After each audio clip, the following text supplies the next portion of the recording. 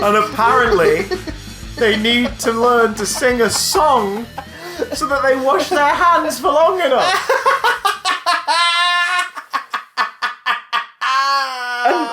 And they wonder why people from outside of their country are going, guys, maybe things need to change over there. Yeah. I imagine that our American listeners, of which there are some, hello, or as they say in America, hello. I imagine our American listeners absolutely know how to wash their goddamn hands. Better I do. But isn't it weird that that's an official government statement amidst the coronavirus talk? Is that you need to wash them for at least 20 seconds, and if you're not sure how long that is, sing Happy Birthday, the Happy Birthday song, twice. Do you think... I'm like, that's not 20 seconds. Depends how fast you sing it, Sing the TGI Fridays birthday greeting to yourself. Now you wash your hands. Your hands are now washed, and the coronavirus chances are smaller than they were before the hand wash. You think that's just what they told Donald Trump? Because he doesn't know how basic personal hygiene, and then they just had to release it to the public. So like, well, we made this infographic they made Mike to put Pence on all of the bathrooms the in the White House. Of the White House, and everything to after his work disastrous out handling of the AIDS outbreak when he was governor. Yep. Fucking. Yep. Hey, we're no better. Oh no! Oh God, Prime no. Minister. Oh God knows I really know. What's our Prime Minister do? He's hiding in fucking number 10 as the country's going to shit. Oh no! To his credit, he went to hospital yesterday, like talking about corona stuff and this, that, and the other, and he talked to somebody who was not in quarantine, but they were like sort of symptoms they were in for checking. And you know what he did? Like, obviously, just a moment of like human interaction, but he shook his hand, and it's like, excuse me, isn't that the thing we're not meant to be doing right now? Isn't that the thing that's not meant to be happening? Isn't human. That's true. He's a meatbag full of inflated gases. Yes, going through a quiet divorce right now. No, he's not going through a divorce, isn't it? He's having a child with someone who's not his wife. Because that's what he does. Him and his wife are separated, but they're not divorced yet. But it's also on the quiet in a way that's really suspicious. Oh, like, who's fucking Boris Johnson and not being paid for it? Because if you're being paid for it, you'd have rules like, wear a fucking condom. Put on this expensive experimental hologram so I don't have to look at you. Who is fucking Boris Johnson? People who are massive fans of Have I Got News For You. Especially the late 2000s run. I don't understand. They are post Angus Deaton fans who think he's a rock star. Have I Got News For You? AKA part of the reason he's even relevant. I hate everything right now. I know. I really do. But you know what we don't hate? It's a very short list. Yeah. One thing we can tolerate is you guys. Hey, how you doing? We love you, really. Welcome to Big Damn Cast. I am Christopher. Oh, Lord, it's inside me. Johnson. And I'm inside him. Watson. Disgusting. And it's geeky goo. Nerdy news, geeky gossip, all the stuff that's fit to occupy your time for that brief span before we all die. And for those of you who clicked on because of the thumbnail and everything and thinking, this isn't about Doctor Who. Well, tough. We've got other things to talk about first. We are going to talk about the Times Children. We are going to talk about Doctor Who. Reluctantly, and also non-reluctantly, I think, because we've purposefully not asked each other about this episode yet, what we thought. Just because it's always more interesting to be like, right, what do you think? On May. But unfiltered, uncut, European. Ooh, dirty. Filters off. And we're going to be talking about The Invisible Man in spoilerific terms. Yeah. So if you really don't want it spoiled, skip ahead about 15 minutes into this pod. Well, more than that it'll be. Well, will it? I'll say we'll put a time code in the description. The time code itself is invisible. It's invisible. It's invisible time code. You can't see it. I'll whack a time code in. I'll whack a time code right in for the Invisible Fan. The Invisible Mandem! Oh! That's the best joke we're coming up all the week. We're also talking about trailers and nonsense. That's awful. But also... That's awful. Sweet baby boys and girls. Sweet babies! I think we need to celebrate that the rules of regeneration are broken now. Because Cardinal Copia is officially Papa Emeritus IV as of last night. It's official. Ghost ended their world tour in Mexico, and He's been ascended to an actual papa. So well done, fictional singer of a band, Cardinal Copia, and rest in peace, Papa Emeritus, who suspiciously didn't do his sax solo. He started doing a sax solo, the smoke enveloped the stage, and then he disappeared, and the ghouls were all looking around like, the hell's happening? And then the ascension began. Ghouls. Yeah, then the ascension began of Copia, so safe to say he's probably been killed off. Belial and Satanas and Beelzebub. Kiss the ghost. Kiss the goat. Kiss the go-goat. But yeah, so that's it for metal news this week. Also, yeah, so we're on the square. We're on the level. We're on the level. Are we ready to swear right here, right now? Before the devil? Yeah. Okay. Yeah, yeah, okay. But they sort of commemorated it on Instagram with a few photos from the gig and a few from the tour, basically saying thank you so much for all the love. See you in 2021. Which sounds about right. It's like, yeah, you've been touring for like a year. You gotta go away and do a Go new take album. a break, then work on a new album, and then we'll see you later, Sonny Jims. Yeah, so that's all the news this week, guys. We'll speak to you later. Bye. Yeah, that was Ghostwatch. Well, there's a podcast waiting to happen. Hey. I'm not hosting it. I Game of Thrones is sort of like the TV of Ghost to me. I don't really pay attention to it, but my wife is obsessed with it, and I find out all about it secondhand. So, if you and Lucy want to start a ghost podcast called Ghost Watch, then feel free. You know, Keeks has started watching Lucifer on that note. Something that she's really started to get into. Lucifer, who doesn't look like David Bowie, but really likes David Bowie and listens to him a lot in the series. It's just one of those things. As their way of going, yeah, he looks like David Bowie in the comics, but we can't do that in the show. I can see why people like it, because... What's his name again? Tom Ellis? Tom Ellis. He's a charming motherfucker. He's a dashing motherfucker. He's got charisma to spare, which is good, because some of the other leads in that show don't. Have you seen his scene from The Crisis story? No. Where they go into the different dimensions. I haven't seen any of the Crisis stuff. Look up that clip. That clip's quite... It's only brief. He's in it for about 3 minutes, but Constantine visits his dimension to be like, right, so... You know this, that, and the other, and we need that information, and it becomes very apparent that they've met. So it's like, right, hang on. Oh, yeah. Where's this episode? Yeah. Where's this episode where these two have crossed? I mean, obviously, legally, there's another reason why it's in The Crisis and not in any of the seasons, because obviously special permissions have been given to do this. But, come on, this is cool. It's pretty cool. I'm watching Swamp Thing. How is Swamp Thing? I'm 6 episodes in, I'm fucking loving it. It's a bit of a slow burn in the middle because the... I hate to tell you, but there ain't no more I coming know. I know. But it's a bit of a slow burn in the middle because suddenly the politics kind of take over, in terms of the intertown stuff. The politics always take over. We've learned that. Yeah. But like in that way we sort of go, right, but the first 2 episodes gave us like gory, glory, beautiful, weird, pseudoscience, horror comic book sort of stuff. Fantastic. And now that's taken a bit of a backseat to the intertown politics and the intrigue and the corruption side of it all, which is great, but I do hope it ramps back up before the end of the season, because otherwise it advertised itself as one thing and then became something else. Our leads are great. The leads are really, really good, and the practical effects are fucking amazing. Intriguing. It sucks that it's cancelled, but at the same time, episodes 5 and 6, Swamp Thing is barely in it. He's just sort of there, and occasionally they end up in the swamp, and it makes you think, is every episode just going to be, we go back, like, something happens, and then it concludes in the swamp? It becomes a bit Power Rangers-y, and there's a formula. So, as weird as it sounds, maybe it's good it didn't go on beyond 1 season, but the reason it was cancelled was so fucking dumb. Warners wanted to save some money, and they went, to hold on to this set was going to cost us a few million for at least 1 year of storage, because they built a swamp. Yeah.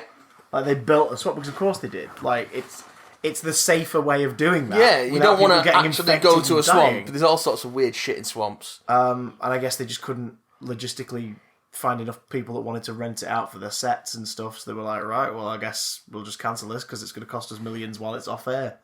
It's like, god damn it, it's really good. And they do sort of versions of villains from the run. Like, there's the guy whose corpse is animated by all the bugs of the swamp. And stuff. Yeah, that is grim. And the Blue Devil is part of it. Blue Devil! The Blue Devil's in there. Blue Devil is one of those fucking weird DC characters. They dive in. Like, they dive the fuck into how weird it is. Jason Woodrow is, of course, a character in it, but they've gone like pre-Floronic Man. Nice. Because he, for the majority of the Moore run, he's already Floronic Man, isn't he? I think so. Because all that happens in like Batman and stuff, doesn't it? It sort of starts there and folds into Swamp Thing. Yeah, he has been a Batman. But in this, he's separate. There's a very brief mention, without saying the name of the city, of Gotham being where he's come from and stuff. So it's like, okay, this is... And they talk about it being like, city rife with crime. This other, he's like, well, no distractions here. You're like, it's Gotham. He's from Gotham. He's from Gotham. But yeah, it's great. It's really good. And the Swamp Thing costume is fucking beautiful. It's so good. Well, R.I.P. Swamp Thing. Is it as good as the previous film Swamp Things? I've never watched it. There was 2, right? Yeah, the first one was George Romero joint. Yes, that was the late 80s, early 90s? I think it was late 70s. Oh, god damn, that long. Might be. I don't know, it looks like it was late 70s, probably it's mid-80s. That's because every superhero thing pre-89 Batman, with the exception of the Superman movies, looks like it's just been found in a vault. Like the Doctor Strange movie. Yeah. And the Incredible Hulk TV series, where you just sort of look at it and go, well, this is charming as fuck. Oh no, it was 1982 was Swamp Thing. Yeah. With Adrian Barbeau. And Ray Wise was Alec Holland. Damn. Was there But then Dick Durock was Swamp Thing. Was there an Abigail Arcane? Abby Arcane? Or was that pre That was Adrian Barbeau. Oh, right, okay. It was 82, so... Oh no, Adrian Barbeau was Alex Cable, sorry. So I guess she wasn't Abby Arcane. Because Abby became more prominent in the Moore run, didn't she? Like this is the comic where essentially Swamp Thing is a romance comic with gore in it. Enjoy, everybody. Okay. The show is the romance is a through line throughout the show, but it's not. It's a horror. The series is a horror. It's about disease and like criminal intimidation and conspiracy and ghosts and stuff. It's really good. That's a bit of Swamp Thing 82 for you. That's not the worst costume in the world. But you wait till you see Return of Swamp Thing from 1989. Which is a sequel to that one, theatrical or straight to sort of video market? Straight TV, to video, I believe. Where is Swamp Thing? There it is. Return of Swamp... Oh my god, the cover is... Heather Locklear is Abby Arcane. Ah, there you go. Louis Jordan's Dr. Anton Arcane in that in the first one. Yeah, the cover is deliberately homage. What the hell?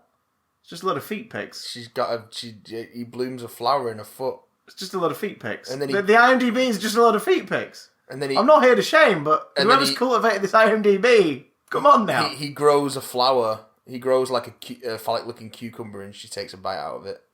Shut the front out of his crotch. He snaps it off. But off his crotch, or I can't remember where he grows it. It's fucking bonkers. It is bonkers. And then they did do a TV series version of it as well. Yes, that one I'm vaguely familiar with. It was again like one season kind of jobby. Yeah, like a singular year. It's like oof, it looks rough. Yeah, that costume's not as good. The costume definitely has a downgrade between that first one and the second one, weirdly. Despite 7 years of effects advancements in costume and makeup. But there was also a cartoon as well. Of course there was. Of course the bleeding was. Again in 1990. Despite him being like the least kid-friendly DC hero. Yeah, it's not. They did 5 episodes. Oh, because there was a toy line. I've seen the toys somewhere. They're really shit. God damn it.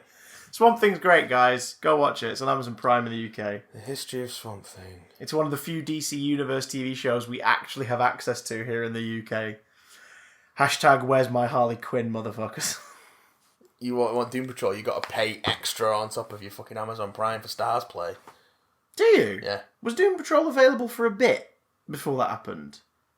There was talk it was going to go on Netflix because Titans went to Netflix. Yeah, Doom Patrol went to Stars Play, so you've got to have an Amazon Prime subscription and then pay extra for Stars Play. Not happening. Goodbye. I hate that. I hate fucking Amazon channels. We just paid, we pre-ordered Disney Plus, and now we're like, right, which service are we dropping? Like, we're now weighing them up. The problem is we still get use out of Amazon Prime as a service because of like Lucy's crocheting, and Teddy work and everything. Well, I think we can get materials in a quick time. It's like, right, So there's no point getting rid of Amazon Video because we're losing. We never paid for this for video in the first place. We paid for it for delivery. Yeah, and you shouldn't pay for it for video because as a video streaming service, Amazon Prime leaves something to be desired. Yes. It's got some decent original stuff, but its library is not great. No, but it also has Swamp Thing. So there we go. Do you know what else it has? We had a film night with my brother and his partner and my mum the other week, and they were like, "I want to watch a horror film." And they're terrible at picking films. They are terrible at picking films. What did they pick? I don't mean like picking bad films. I mean, we spent hours just scrolling. Yeah. And by the time it's like 12:30 at night, I'm like, right, well, we better get going. We'll see you later. We nearly did that last night, but then we watched Money Train with Wesley Snipes and Woody Harrelson, and it was very good. And an early Jennifer Lopez as well. I want to have movie night here. What's Jennifer Lopez's pre-evolution J-Lo? J-Lo? J-Lo. J-Lo? And Robert Blake... threatening everyone in comically ways. At one point he says to a character, "I'm gonna fuck you dead."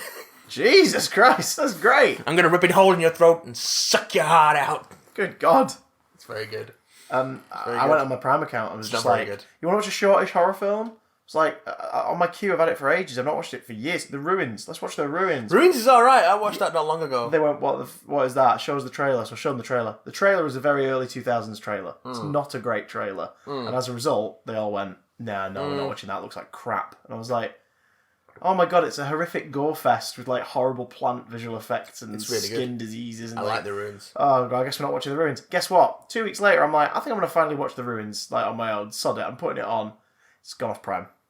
So, I will not be watching The Ruins. Do you know what else I won't be watching? What? Some of the films that have been advertised this week. 16 minutes and 48 seconds and we're finally at the first item of the agenda. Sod it. We had to drink our coffee. Y'all can listen to us drink coffee, right? Christopher. Mattstopher. I am the writing on the wall. I am the whisper in the classroom. Coronavirus.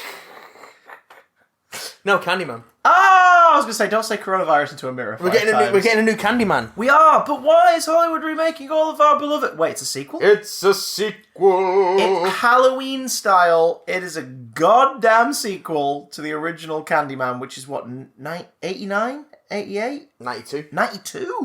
Oh, yes. Oh, because it's post-slasher era. Mm-hmm.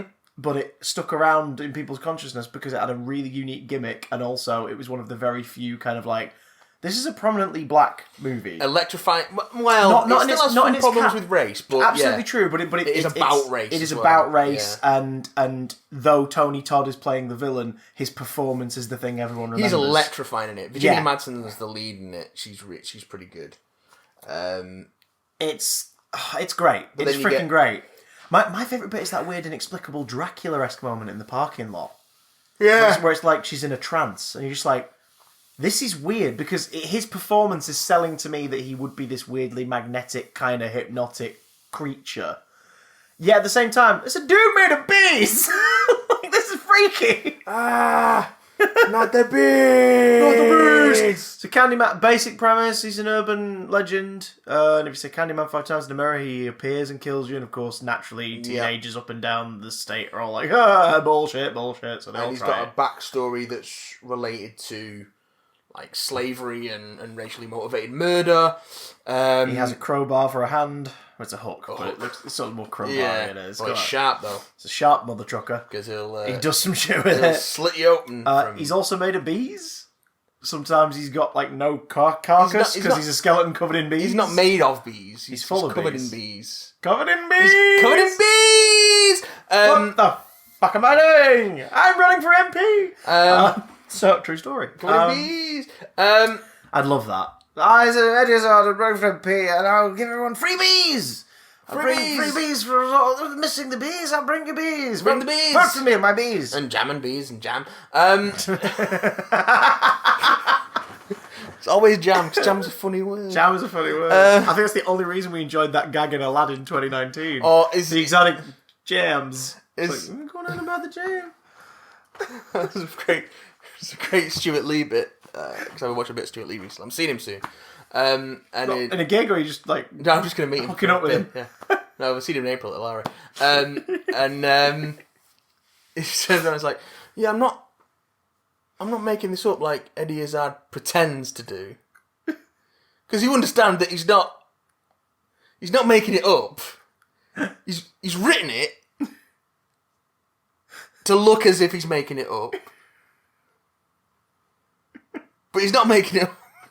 And it's just... I love it when he just, like, deconstructs comedy. I love it when he says what he thinks about James Corden. Or Ben Elton. Yeah, or Russell Howard. He fucking goes in on Russell Howard in one of his Who likes Ben Elton? Nobody. God. Oh, it's no one. But yeah, Candyman, this one... Yeah. Fucking It's like Halloween 2018. Yeah. It is the same name, but it is a sequel, primarily ignoring the events of anything beyond the first Candyman. Mm-hmm. I've heard that it's not gonna contradict them. It's not doing a Halloween and like just erasing the others from existence. Well, because they don't. But it's intended to be watched back to back with the original. From what I remember of the sequels, and I have seen both the sequels, and neither of them are particularly good. No, But what a subtitle though. They're not all Farewell to the Flesh. Yeah. Hell yeah. Well, that one's set in New Orleans, and I'm not sure when Day of the Dead's set. Excuse me. Nolans. So I'm not sure about that stuff. I know that it is co-written by Jordan Peele And Monkey Win Paw Rosenfeld are producing it. and Nia DaCosta. It's produced by Jordan Peele and directed by Nia DaCosta. So it's a female-helmed Movie. horror movie, which is, you know, cool. What else has she done? She's not a massively Prolific director. As yet. But yeah, did a couple of episodes. That's something Jordan Peele's been very open about though with Monkey Paw is he's wanting to bring more women and to the forefront. it's important to bring more new voices, non-white voices to the forefront as well as another thing that he's made a point of, which came under fire last year, but it was like, no, the dude's got a point. Like, the way we even the playing field in Hollywood is by being selective in certain places. Yeah. And who are you going to trust? Somebody with some kind of weird, this is my agenda, love me for it. Or someone like Jordan Peele's like, oh yeah, no, I've just chosen to do this, and also look at what I've given you. Do you like it? Cool, then trust me, let me do this. Her previous feature was Crossing the Line, which is also known as Little Woods in some territories. Yeah, that's something that rings a bell. With Tessa Thompson and Lily James, that she wrote and directed in 2018. She's got a really good visual eye based on this trailer. Some of those establishing shots in the trailer are gorgeous. That one of like the chapel. Yeah. Like, community centre covered in graffiti. It's like, that looks so good. Directed a couple of episodes of the newer series of Top Boy. Oh, yeah? And then now she's on the Candyman, and it looks like she's directed a remake of Sleeping with the Enemy. Oh. Candyman Spieler. Which, that's pretty decent. What's this Candyman? You look in the mirror and say his name 3 times. Candyman. And he comes out and gives you treats. No, he doesn't give you treats. It's also starring Yahya Abdul-Mateen II. Yes! Who was, of course, like Black Yahya. Manta in Aquaman and Cal in Watchmen. It's very fucking good. Very fucking good. Also, and I didn't realise this till I looked it up, also starring Tony Todd. He's not listed on IMDb. He's listed on the old wikis, and I think it's because he mentioned it at a con. But the belief is Tony Todd will be reprising the role of the Candyman for some of the film. Yeah.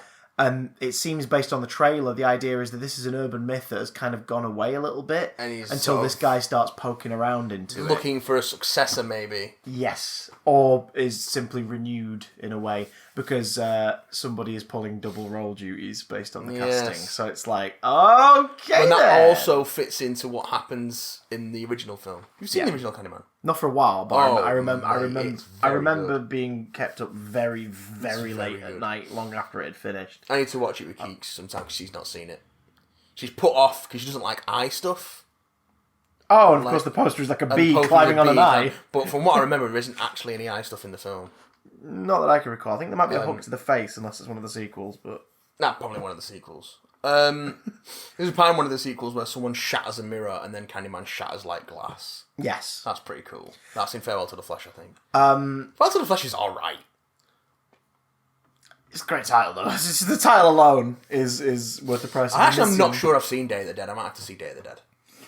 But this is also continuing sort of Monkey Paw's tradition that seems to be a tradition now of using sort of classic R&B hits Yeah. to fuck with you. In this case, Destiny's Child, Say My Name. Why the fuck would you not use Say My Name? And I think they've put some of Philip Glass's stuff in it as well. Yeah. Because the first movie has an incredible score by Philip Glass.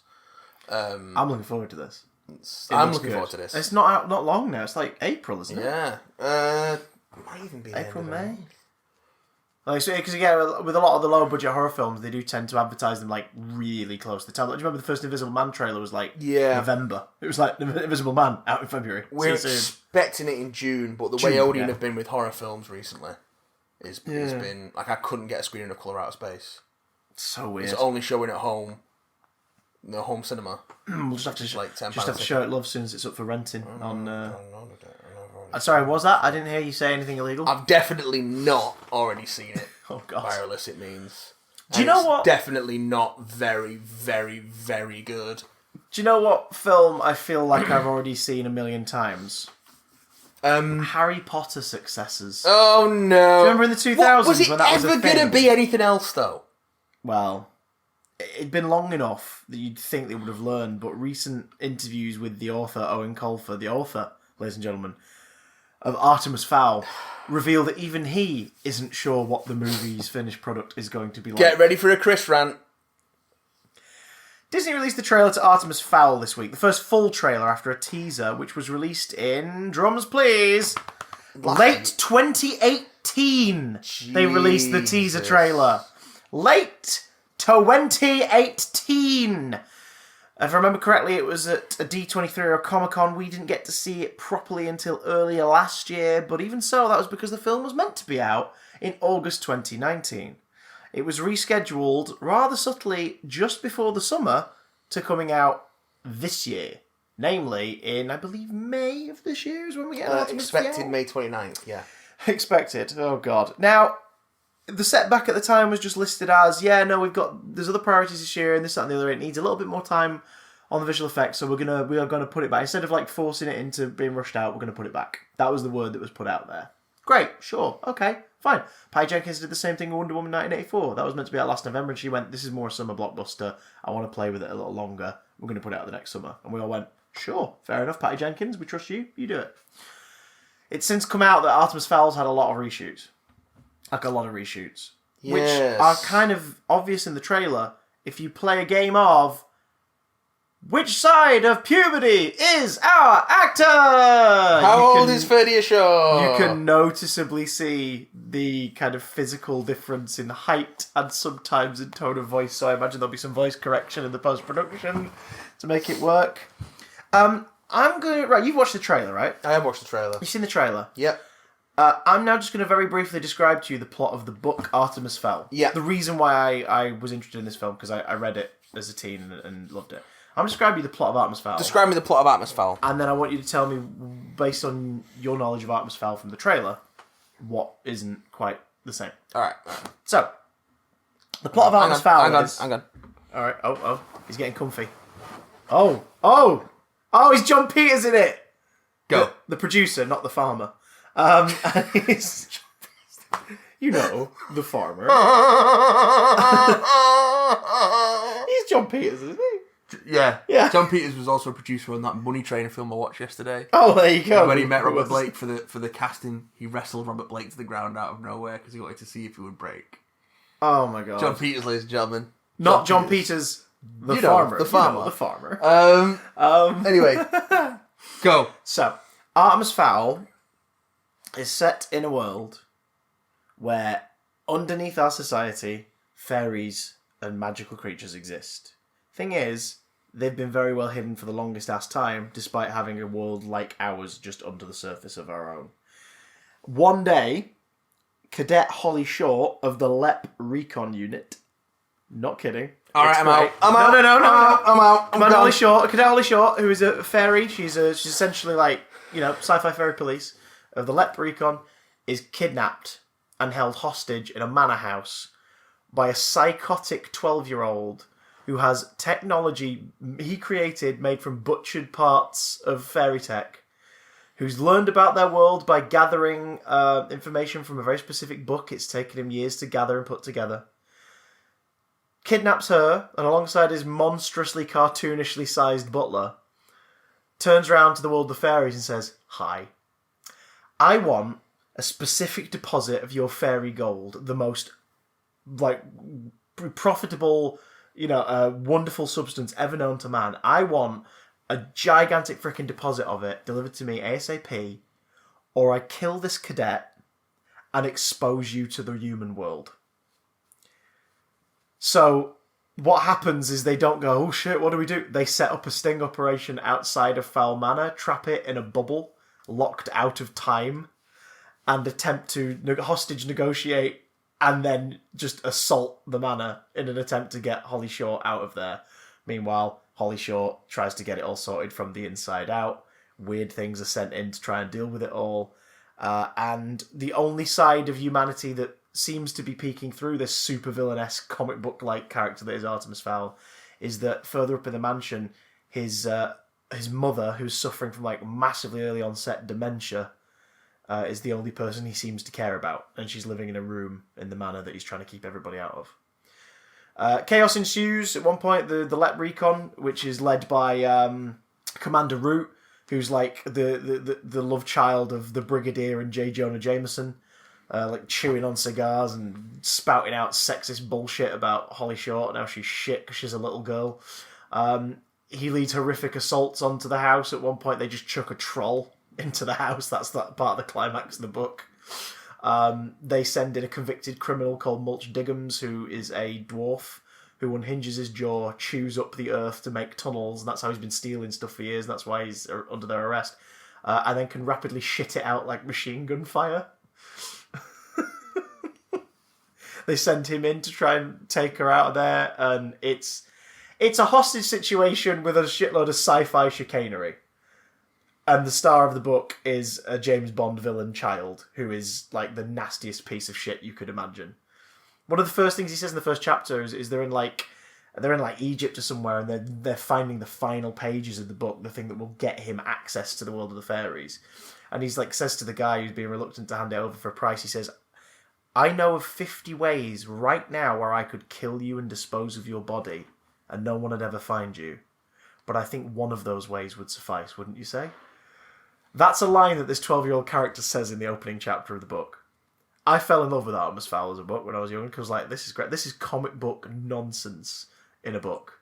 It's James Bond, it's Green Lantern, it's all these weird things mushed together, and it's great and self-contained. Goes on, it has books later that sort of expand the story and things get a bit different. And over the course of it, Artemis becomes a little bit more in touch with an actual sense of humanity and understanding. But it is a storybook about a villain. Did any of that appear in the trailer? I mean, there's a troll in the trailer, in a mansion. I remember that. I see your problem. Yeah. I just don't care about it. The film's about... based on that trailer, the film is about, oh, my dad's been stolen away, so I'm going to learn about all this stuff he was researching and become a superhero. Although he keeps saying, I'm becoming a criminal. You're you're trying to rescue your dad from monsters. That's not being a criminal. What is this? Dad is also a thief. Yeah, but why? What? Holly Short's I'm Holly Short. I'm your person on the inside. Fuck off! In all of the books, Holly Short is the main character, and she thinks Artemis is the worst thing in the world. She fucking despises him. I can see why... Mulch Diggums is just Josh Gad dressed as Rubeus Hagrid. I guarantee you we will not see him unhinge his jaw or shit stuff out of his back.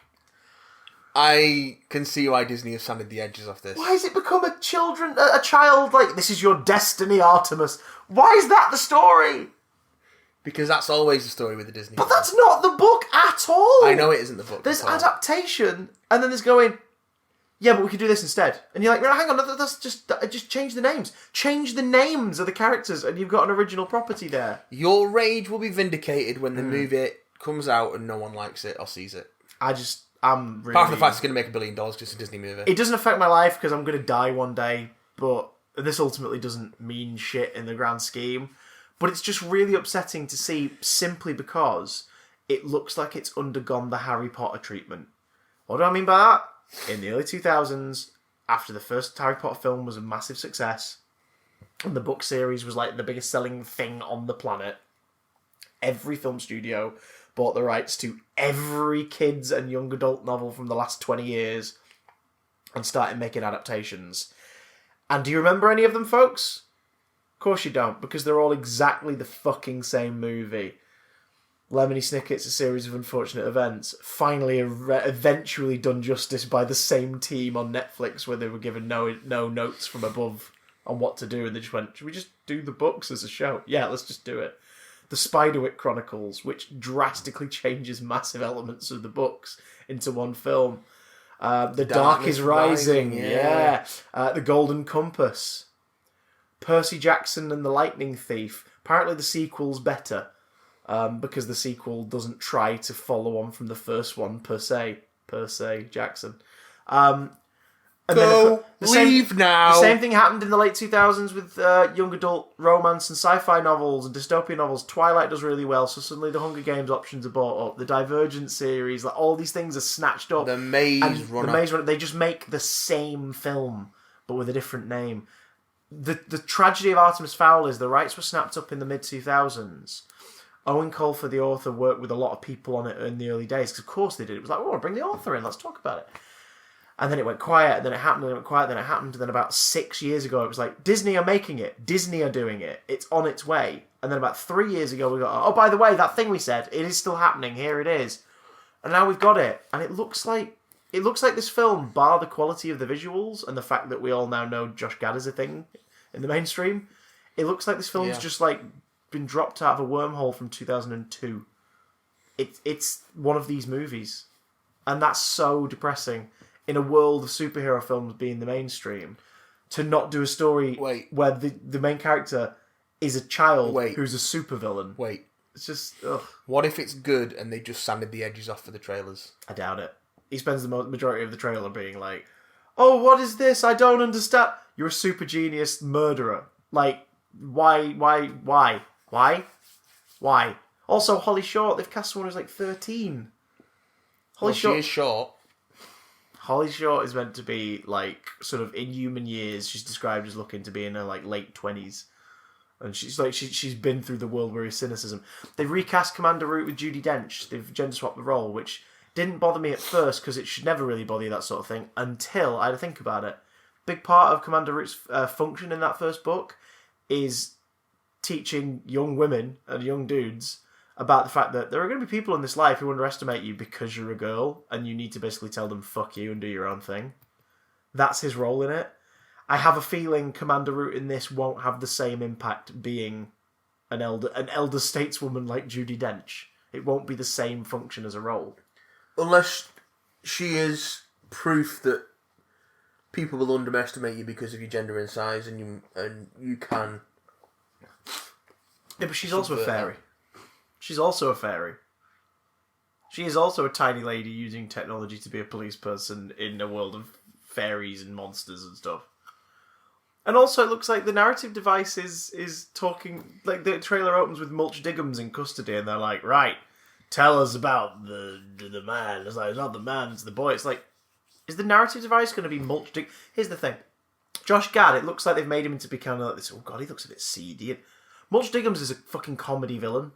He's the Penguin. You know what I mean? He's which ironically Josh Gad would probably do a decent Penguin, but he's the Penguin. He's that's what he is. He's this weird comedy villain who rocks up in each of the books in a different scenario, usually with a different alias, trying to make a life for himself now that he's on the run from the law, and they find him again. And he's like, oh, for fuck's sake! And that's his thing. He's this weird, gnarly, oddball little creature. And in this, they've just Josh Gad. Well, that's the thing.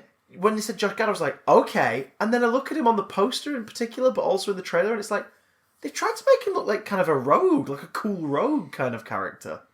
And then on the poster you go, oh, and when he's clean, which he shouldn't be, he's never described as clean. Mulch Diggums is covered in shit at all times.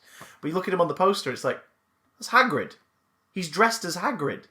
The coat is You couldn't be more transparent in who you're trying to win over here. This is nuts.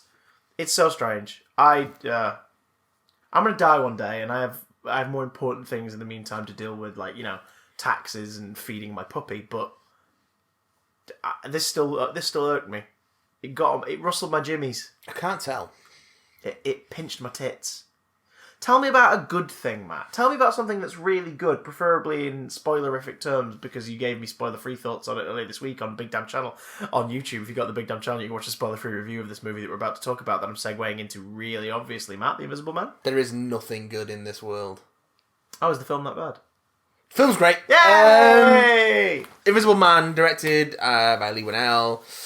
Lee Starring Upgrade 1L. Lee Upgrade. Did you see Upgrade? I've not seen Upgrade. I've heard it's basically good, man. Venom, but good. It's good. It's good.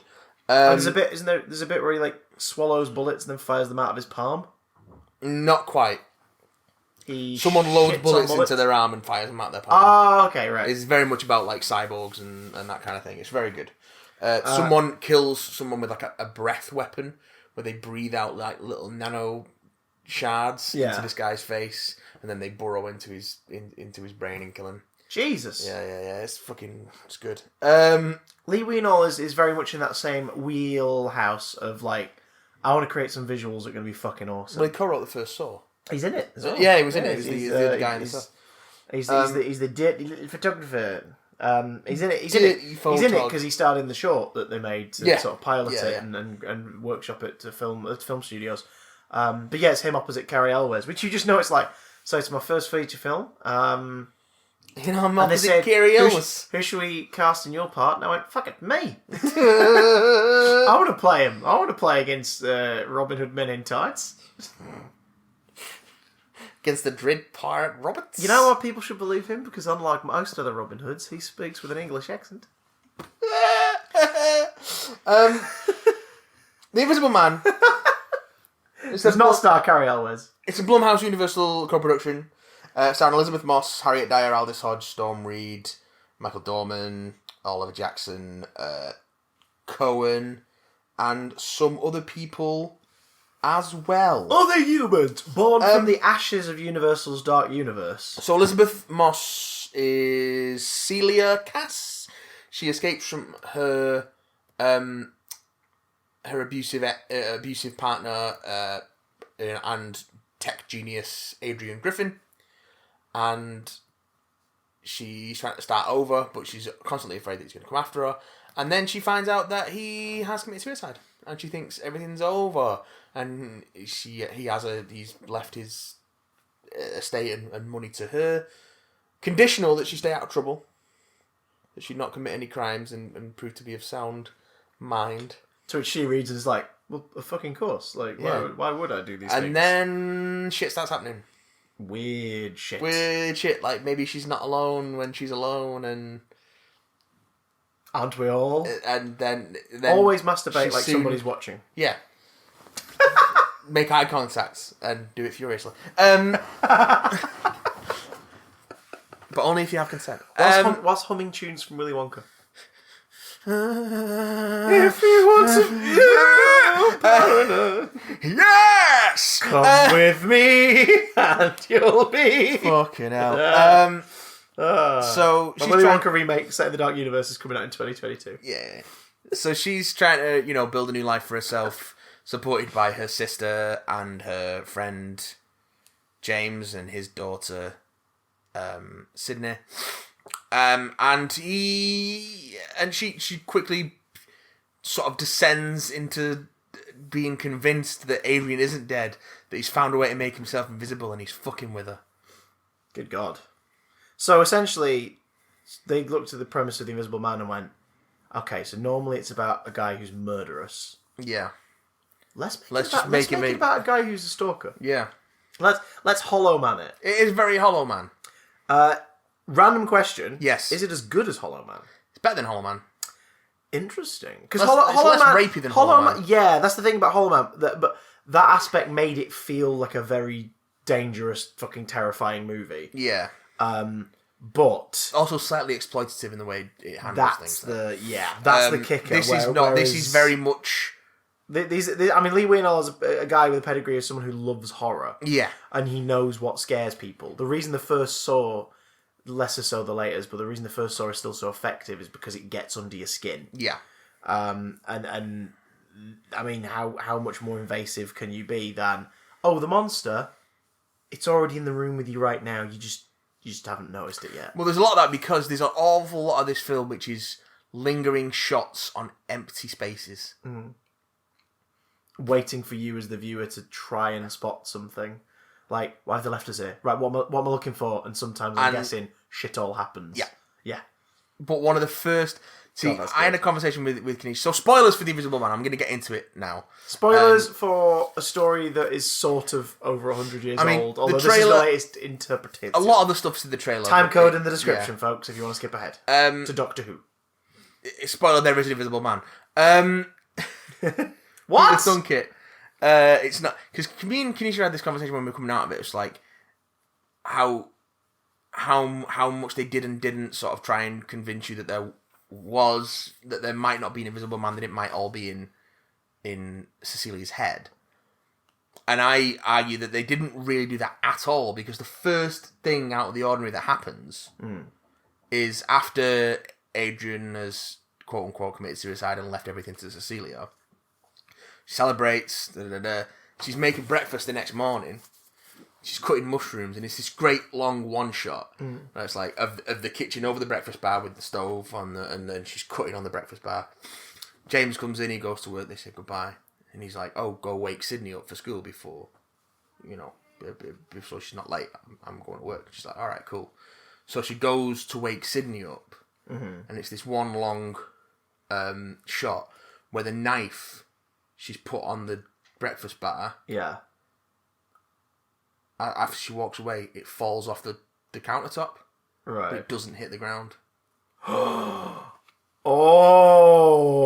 So you see it fall. Oh. Or be pulled. Yeah. And then you don't hear anything.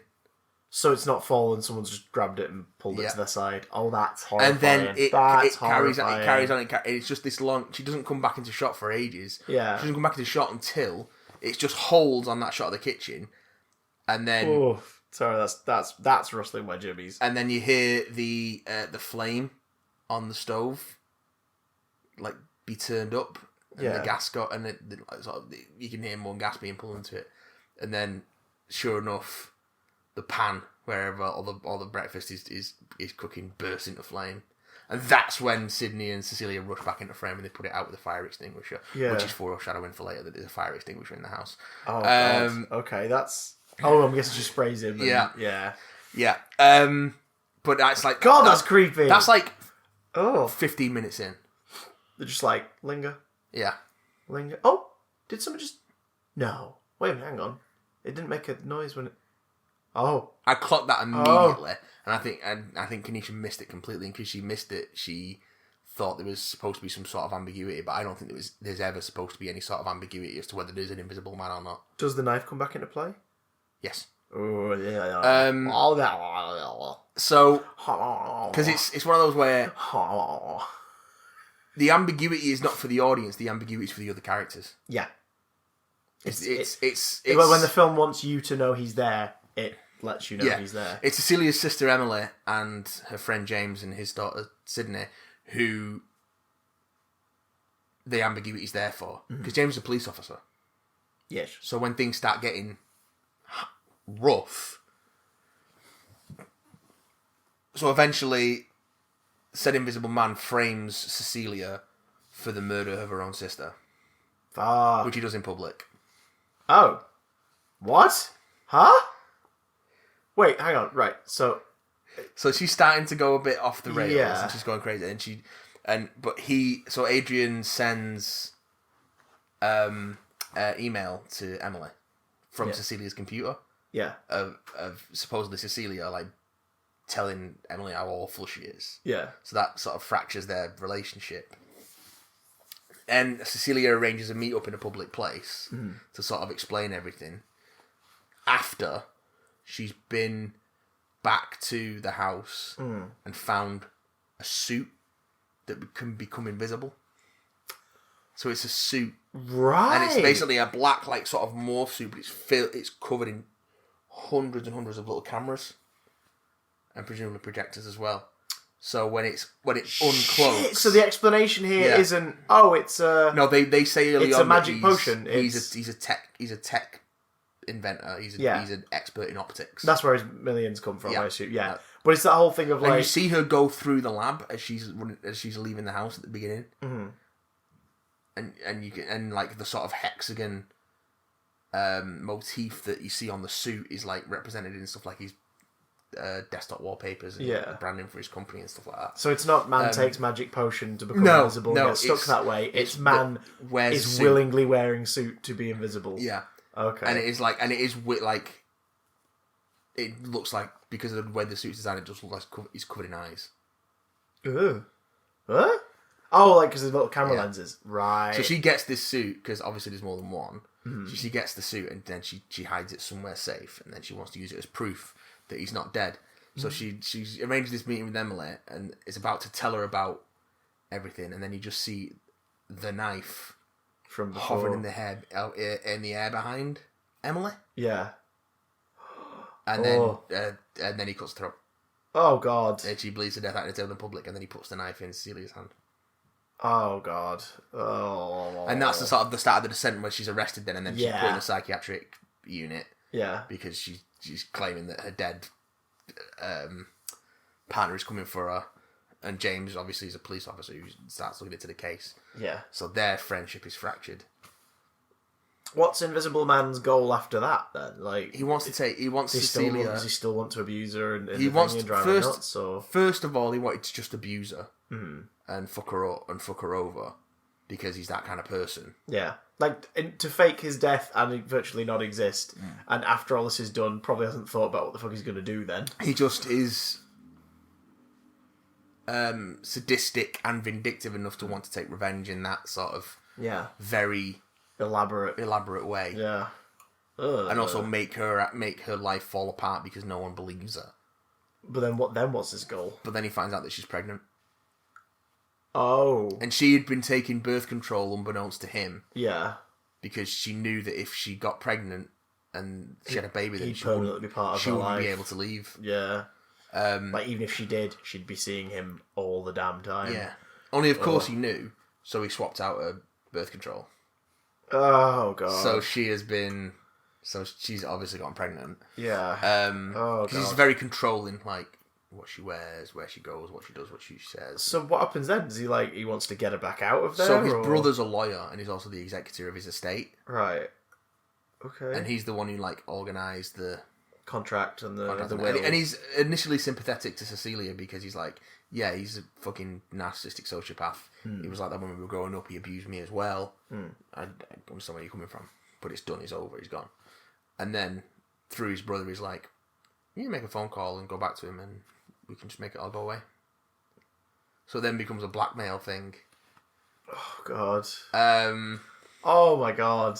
This whole thing's just creepy. It's very creepy. It's very much about abuse and sort of control. And it's, one thing of course leads to another, and I don't want to tell you everything that happens. I'm assuming it comes down to a climactic battle of sorts. There is a climactic battle. It doesn't end the way you think. Okay. And also there's a little bit of movie after that. Oh. Things wrap up. Is it a self-contained story? It is a self-contained story. With the usual horror kind of, but maybe at the end. Not sequel bait, but like a... There is potential for them... Like a thriller video turning back to the camera with yellow eyes kind of moment. There is a potential for them to do more with this, but it would be a very different film.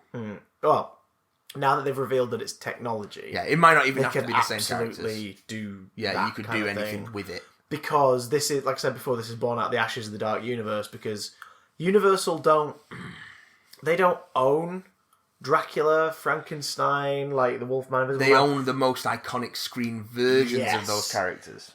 Still, to use the name of those characters is sort of seen as like, that's a bit tricksy, isn't it? Invisible Man's especially public as the domain. Title. Like, that's why you'll never see Dracula movies that are just called Dracula. Yeah, they'll because always it's have a public different domain. title. You can't protect that copyright. Yeah, but at the same time, you get the sense that people go to Universal to be like, just so you know, we're making one of these films. Yeah. Because people... the two sort of most iconic versions of Dracula, I'd say now when you look back at it, to movie goers, like to mainstream kind of reaction, is either people's passing knowledge or actual knowledge of the 1931 movie, or the 93 Bram Stoker's Dracula. Oh, the Francis Ford Coppola's classic. Yeah, well, I know where the bastard sleeps. I fucking love Bram Stoker's Dracula. awful. And I fucking love I'm glad you that love it. Winona Ryder convinced Francis Ford Coppola to make it. Like, she wanted to do it. And Oldman was like, love you it. want me to wear stupid wigs? I'm in! Oldman's down for whatever. Like, you just say Gary Oldman and say, we want you to do a funny voice and wear a bit of weird makeup. He's like, alright. I mean, to be fair, Hopkins is a great Van Helsing. Oh, he's great. Keanu, it's not his finest hour. I know where the bastards is so good. I know where the boss. So good. But yeah, so like those. I mean, obviously, people are now already furiously writing in their oceans of comments in their time. heads right now, saying, "What about Christopher Lee? Hammer Horror?" Of course, all that is iconic. But I'm talking about like when you say to somebody Dracula film, one of the two that will come to their head is like Bela Lugosi or Gary Oldman. Yeah.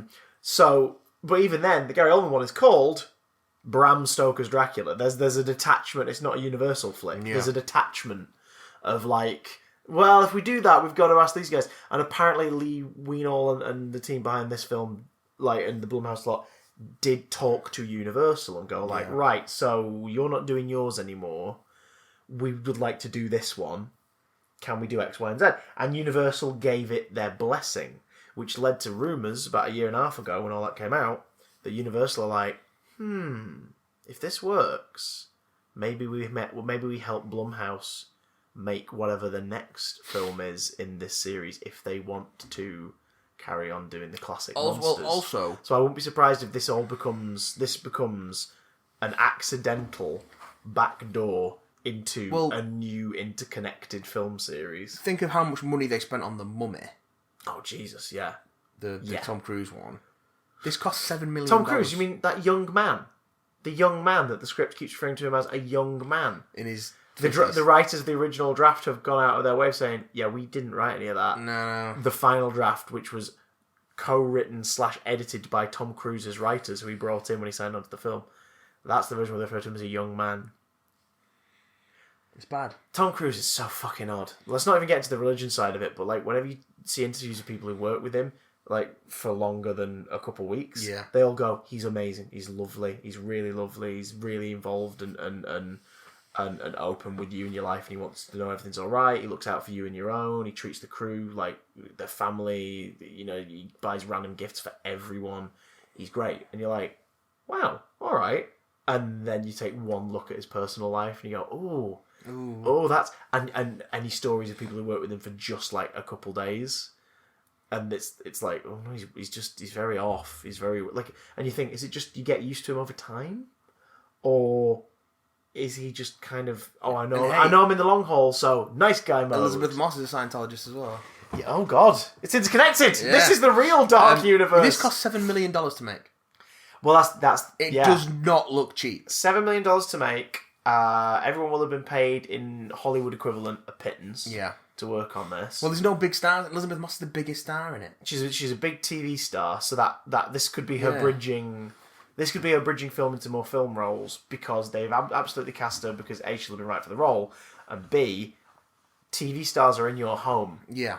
You put one of them, especially the lead of a TV show, in a small movie, and more often than not, people go, yeah, I'll go see that. I really like them in etc. etc. I really like them in what's it. And she gets to do plenty of the Elizabeth Moss stare, so... which I now have hidden in various locations in my house. Yeah. Kanisha enjoyed... We made fun of the Elizabeth Moss stare so much that I opened my underwear drawer this morning to take... to put my underwear on. And there was a printed out picture of Elizabeth Moss doing the Elizabeth Moss stare in A Handmaid's Tale, looking straight up at me from my sock drawer. There's also one other one that I found, which I'm not revealing the location, not to Chris, because I want him to find it.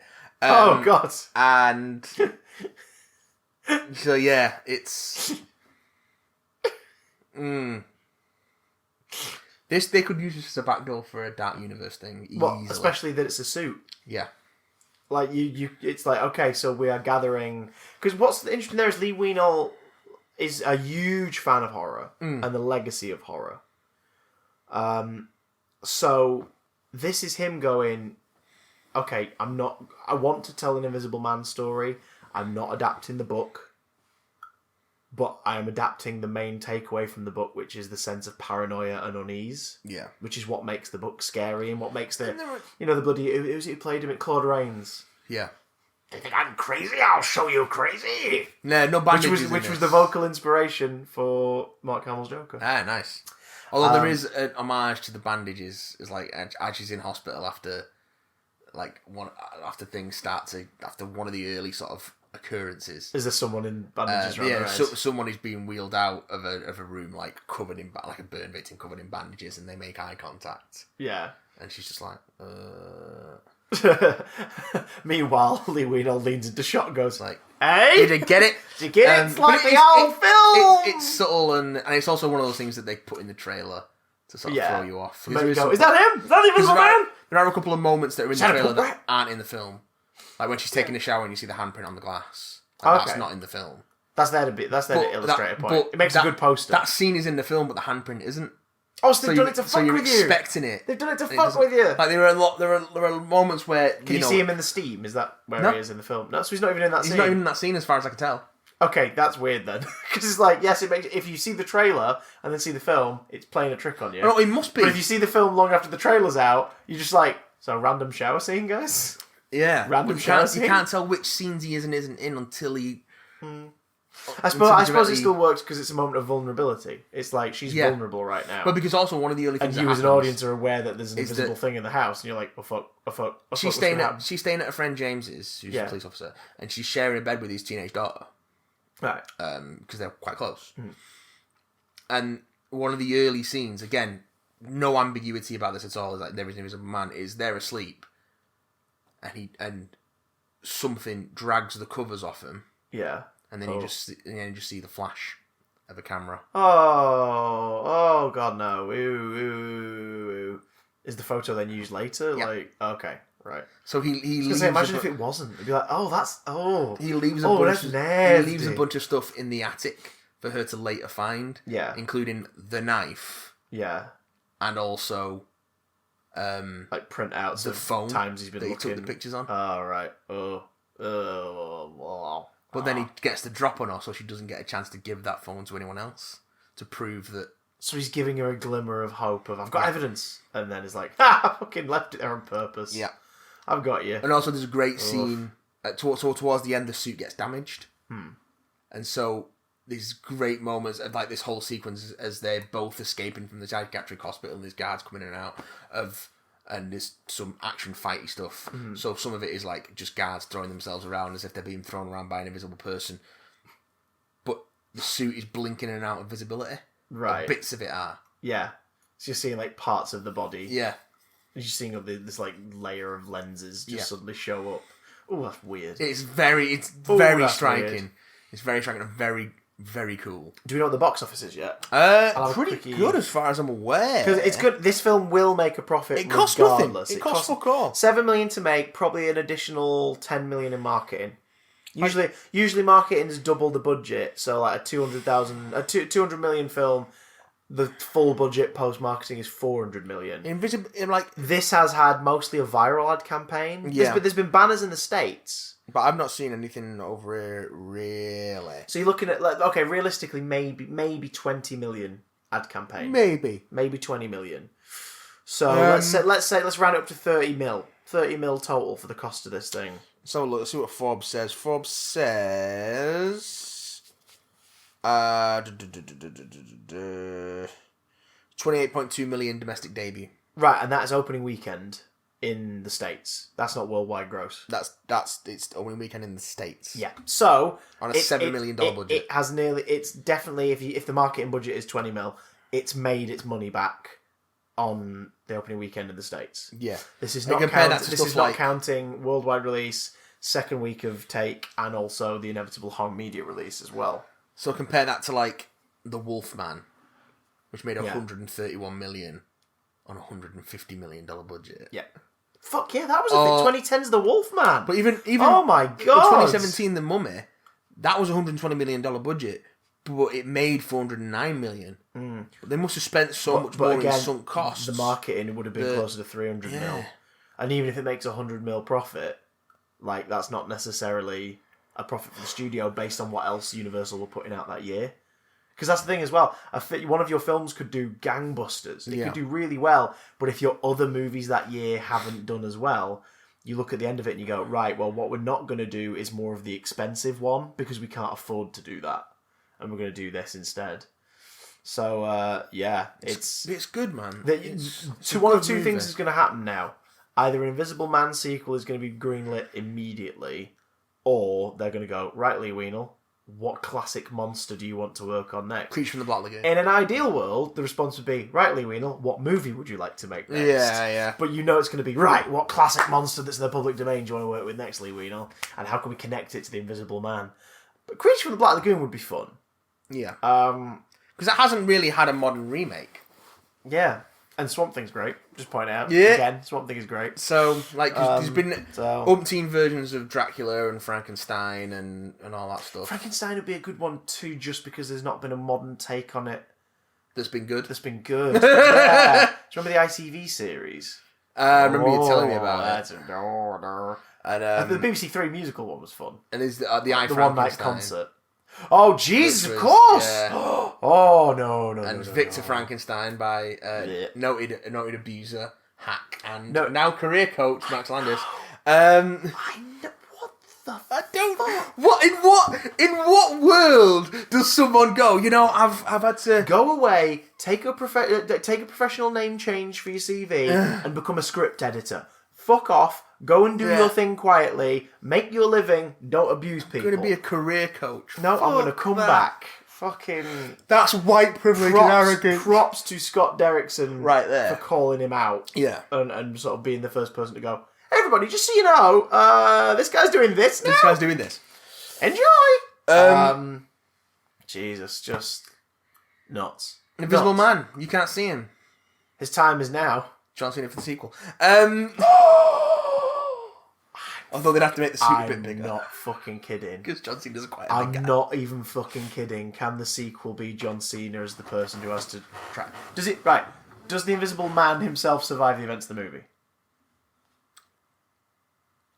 No. Does his tech survive? Yes. Right, so, sequel, someone's using it, and they've got to be brought down by, police unit. John Cena plays the guy who has to take him down.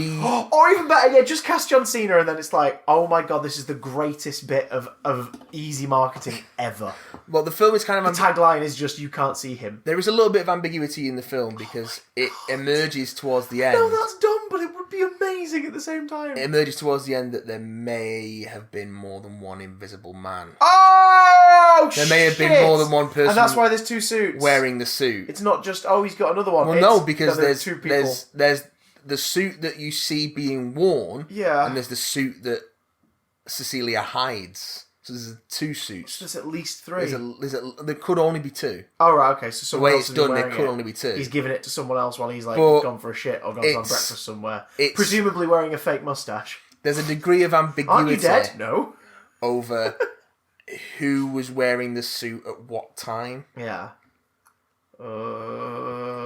I think it's fairly straightforward, but there is shuffle room. Yeah. But nah. The people who were the people who could have been are dead. Right. But the suit is at least one of the suits is still around. Okay. Okay. John Cena in The Invisible Man 2. You can't see one him. of them will probably be in police custody. Then a rogue policeman, played by John Cena, steals the suit. Oh, you go the other way. You have someone nick it and have them try to right wrongs, and then use the power play of it of oh fuck, this has gone to their head. They feel like a god.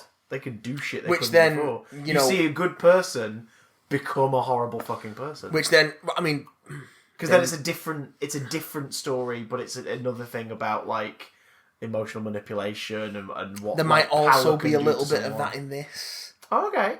Oh, towards the end. She used the spare suit, and also. Oh my god! Is there an invisible person versus invisible person fight? No, there isn't that. Because that'd be fucking hilarious.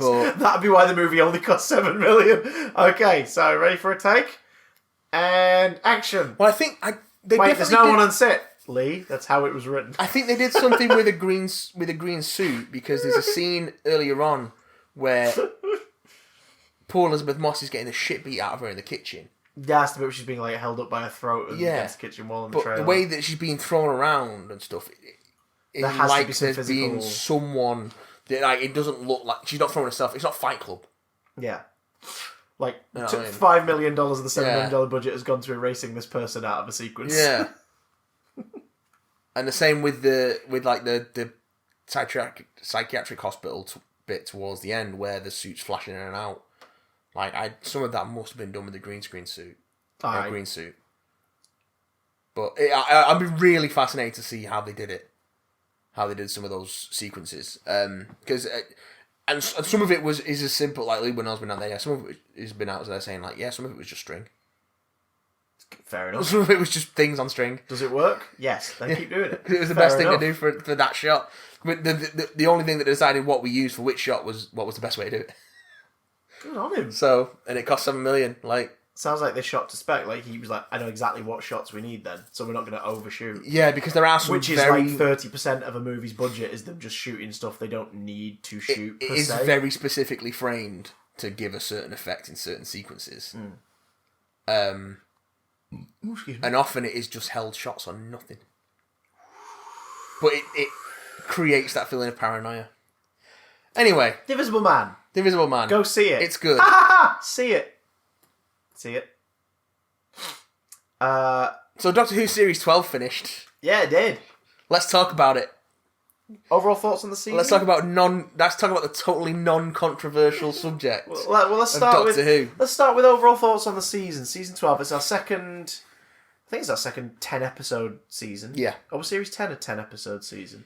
Depends if you include Resolution or not. No, Series 10, the last Capaldi. Oh, one. right. No, I think that was 11. Could be wrong. Probably. I think it was 10, but we had Christmas special either side of it. Could be wrong. Yeah, hang on. All right, here we go. People are going to be screaming at this. The Pilot, Smile, Thin Ice, that one with David Suchet, Oxygen, that one with David the Suchet. Monk trilogy, which was shit, yeah, it was Empress 11. of Mars, was 11 episodes. Or 12. I think you've already done more than 10. No, that's 9 there, because there was Dr. Falls and it was Well 11. Enough in Time. It was 11. Well, okay, so that was it. What was the David Suchet No, it was one? 12. Oh, what was the one I missed out? Let's have a look. Turn it this way. Turn it this way, Sean. Pilot, Smile, Knock Thin was the Ice. one I forgot to mention the name of. Knock, Oxygen, The Extremist, Eaters of Light. Pyramid, The Eaters of Light was the one I forgot. Eaters of Light, World Enough in Time. And the Dr. Fwals. Dr. Fowl. Okay, so last series was a 10 episode and then Resolution, and this was a 10 episode. I've got to say, overall, series 12, I enjoyed. I had fun with season 12. I did quite a lot. I can't really think of one that was a proper duffer. I think there was lots where it was just kind of like, I mean, I've already talked about how I felt Orphan 55 just tonally, for me, at the end, it was like, this feels weird. The way they've done it is just odd. I get that. Same with Praxeus. Praxeus kind of, by the end of it, I sort of felt like nothing had happened, weirdly, in the realm of the story itself, beyond like its external message. At the same time, the opening of it was really promising. Yeah. Like the world hopping stuff is like, oh, this is cool. And then it's like, oh, now we're all just on this hut on the beach and we're going to be here for the next 20 minutes. Oh, now we're in a pile of rubbish underground. We're going to be here for the next 10 minutes. Okay, and we're done. It's like I wasn't won over by them. I loved Spyfall. On reflection, I love Spyfall. Spyfall was really good. I think Spyfall is fucking excellent. I like Fugitive of the Jadoon quite a lot. Fugitive of the Jadoon is great. I think Fugitive of the Jadoon will stand out as like a multi-doctor story kind of vibe. Yeah. Like one of those where people go, oh, do you remember that one where that thing happened and we all couldn't believe it? Let's watch it. It was definitely a thing that people couldn't believe. That works really well. Oh, God, what was the 4th episode? Oh! Nikola Tesla's Night of Terror. That was great. I really enjoyed that just one. with him in the title alone, honestly. But again, just central performances, the look of the villains. Like the period stuff was different because it was American period stuff, which is so rare in British TV. The reason why we have so many dramas produced in like the late Victorian era, and the reason why so many Doctor Who's happen in the late Victorian era, UK or Europe, is because the studios have those costumes at arm's reach. Yeah. They're so easy to get hold of, and locations are so easy to find because like National Trust and English Heritage upkeeping all these places. So the fact that we got a period piece set in America at the turn of the century, way more entertaining. I honestly think that the decision to stick to Earth while limiting in terms of Stories, possibilities, yeah. moving through time meant that they were able to double down on things like historical figures. True. Which I found really cool. Yeah, I don't hate that. I mean, it does make me go, all right, next series, challenge that. Next series, I want to come to Earth maybe 3 times. Yeah. Give us alien planets. Let's go weird. But, you know, we've had a series mostly set on Earth. Next series, take us away from Earth like crazy for a year. Like, make us go, what the hell is all this? We're rewatching season 14 at the minute. And it's so, like, just the amount of different planets in that first few stories. Like, even though the stuff set on Earth, like Hand of Fear, of course, like, as a chunk of it set on Earth, it's like, these different places feel so different. Mandragora set in the past, but it feels like a different world because of the cult. So you've recently seen Mask of Mandragora? Yes. I mean, on a slight Slight deviation, I want to show you something. That freaking shot, they peel the hood back and there's just no face under there anymore. It's terrifying. So it's really good. We finished. What day is it today? Wednesday. On Monday night, we sat down to watch Face of Evil. Oh yeah. And like The Hand of Fear a few nights before, we just blasted through it, which is unusual because Lucy's always kind of like, let's watch a couple of episodes and we'll call it a night and we'll watch the rest like the next day or a day later. This series, we've just been blasting through it. Also, it's super weird. We'll get back into it, obviously, as we talk about the finale of this series, but it's super weird that 2 weeks ago we were watching The Brain of Morbius in our marathon. Yeah. And last week we watched The Deadly Assassin in our marathon. And both of those have been super relevant to this week's finale. This fucking thing in a way where, like, Lucy went, oh shit, Deadly Assassin. I was like, yep. Like, yep. Absolutely. Well done, Series 12, for supernaturally knowing where we would be up to in our marathon by the time your finale broadcast. Well done to you. I'll hit a couple other episodes while you're looking up your Mandragora film. Yeah. But yeah, so what else? What the fuck else? What was mid-season? Fugitive of the Jadoon. Yeah. I wasn't blown away by Praxeus. I really liked Can You Hear Me? I really liked Can You Hear Me? For multiple reasons. Even if the ending did feel a bit rushed. With like, oh shit! I guess the gods are trapped in a sphere with a monster now. It's like, oh, I felt a bit of a quick wrap up, but it does give an option for those two to come back should they wish to do something with them later. So I also don't know when Lenny Henry's coming back. When are they tying that in again? Never. I hope they do. They better bring him back. Actually, do you know what would be good? Because he's like Series 11, he's one of the many characters that just got away at the end. Give us a story with your Donald Trump bloke from Arachnids. Yeah. And Lenny Henry from Spyfall. Like, do a story now where like the tech and political world are part of the story. So that'd be interesting. Mask of Mandragora. Yeah. I've been reading the John Byrne Fantastic Four recently. Oh shit, okay. This is a cover from Fantastic Four 254, which came out in May 1983. So later than Mandragora, okay. Holy shit, that's just Mandragora. The Mines of Mantracora. And that mask is just... Oh my god. So John Byrne has watched Doctor Who on late night cable and then just ripped it off. And the first page of that story. Yeah? Jesus Christ. And that's a one-off villain. Yeah. It gets better. I think Philip Hinchcliffe needs to sue somebody. It gets better. Oh my god. It gets better. That's exactly the same. It's just minus the hood. Just you wait. Alright, sure, his beard's more round, but the point is, it's a golden mask, it's a cult, and its name sounds like Mandragora. Mantracora? The Mask of Mantracora. And he takes the fucking mask off and there's nothing underneath. Oh my god, it's exactly the same. It's exactly the same. BBC need to sue somebody. He said they don't because it's great and it's John Byrne. Yeah, but also Marvel got all the money. You might get some of that Marvel money. Get some of that Disney money, BBC. Oh yeah, I'm sure Marvel are making so much money off Mantracora. Jesus. That is so shameless. It is shameless. Really I love it.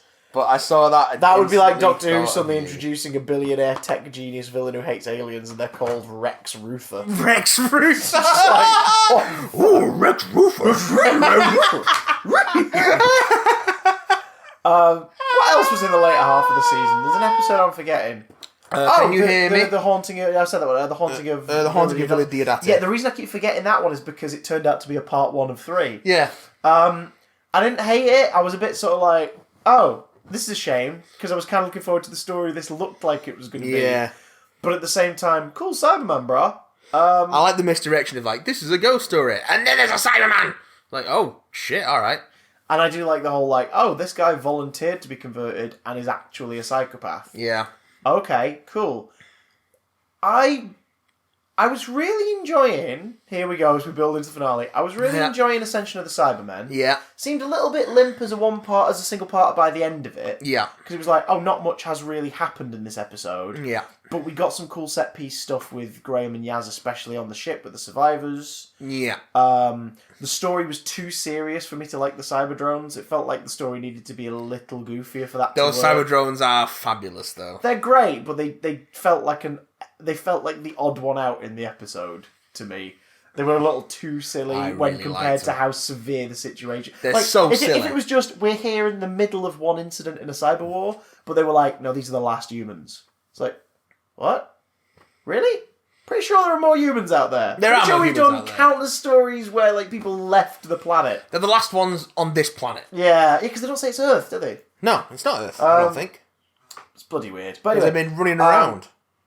The Cybersman history is so confused and convoluted by now, but fuck it, whatever. It's obviously... It's doesn't like the matter. Pandorica. It's what costumes have we got in storage? Bring them out. They'll do. Ashard was a pretty interesting villain. And then, holy shit, folks, this... Oh, hang on, yeah, Yeah. I just realised there's a plot hole that wasn't addressed What's the plot to my hole? knowledge. Tell me the plot So hole people that go was to the addressed. boundary and they cross through the boundary for a safe haven. Yeah. That never gets addressed in part 2, does it? We never find out what happened to all these humans that were sent across the boundary. They all crossed over to Gallifrey. Gallifrey and became Time Lords. Did they, though? I don't or did know. they die? Like, it's never addressed. They're the Shibogans. Oh, no, God, that gets on my tits now. It's never been addressed. Oh, it always gets on your tits. It doesn't matter. It does a little, because they spend all the part 1 going, if we get here, we'll be safe. And this guy's entire existence has been, I send people through this portal to be safe. And then he comes through it and doesn't once go, where are all the people I sent through here? I don't think it always went to Gallifrey. I think the Master's done... Oh, he says it's never done that before. Yeah. Yeah, alright, fair enough. Yeah. I'll take that. I'll take that. Headcanon. I'll take It's it. the simplest explanation. I'll take it. And then the Master bursts out and you suddenly realise, oh shit, this is actually a Master story, not a Cyberman story. Oh no, wait, it's both. Let's see what happens. And then we get the Time's Children. Before we go into like spoilers, just on the surface, what are your thoughts on Time's Children? Pretty good. I enjoyed it. Some cool stuff, some really nice ideas, and some pretty fun visuals. I'm all for smashing canon if it means something interesting. Oh yeah, that shit doesn't bother. Especially when the smashing canon is just, oh no, here's something you didn't know. We're not changing something, you just didn't know it. Fucking around with canon continuity in the show about time travel is part of the course. Like, Yeah. do whatever you want. I'm not honest. Again, I'm not huge on the Doctor being a massively important legendary figure, but Well, they're kind of... But the Doctor isn't. That's the point. Yeah, Like, they yeah. were then reset to be, right, now you're just one of us.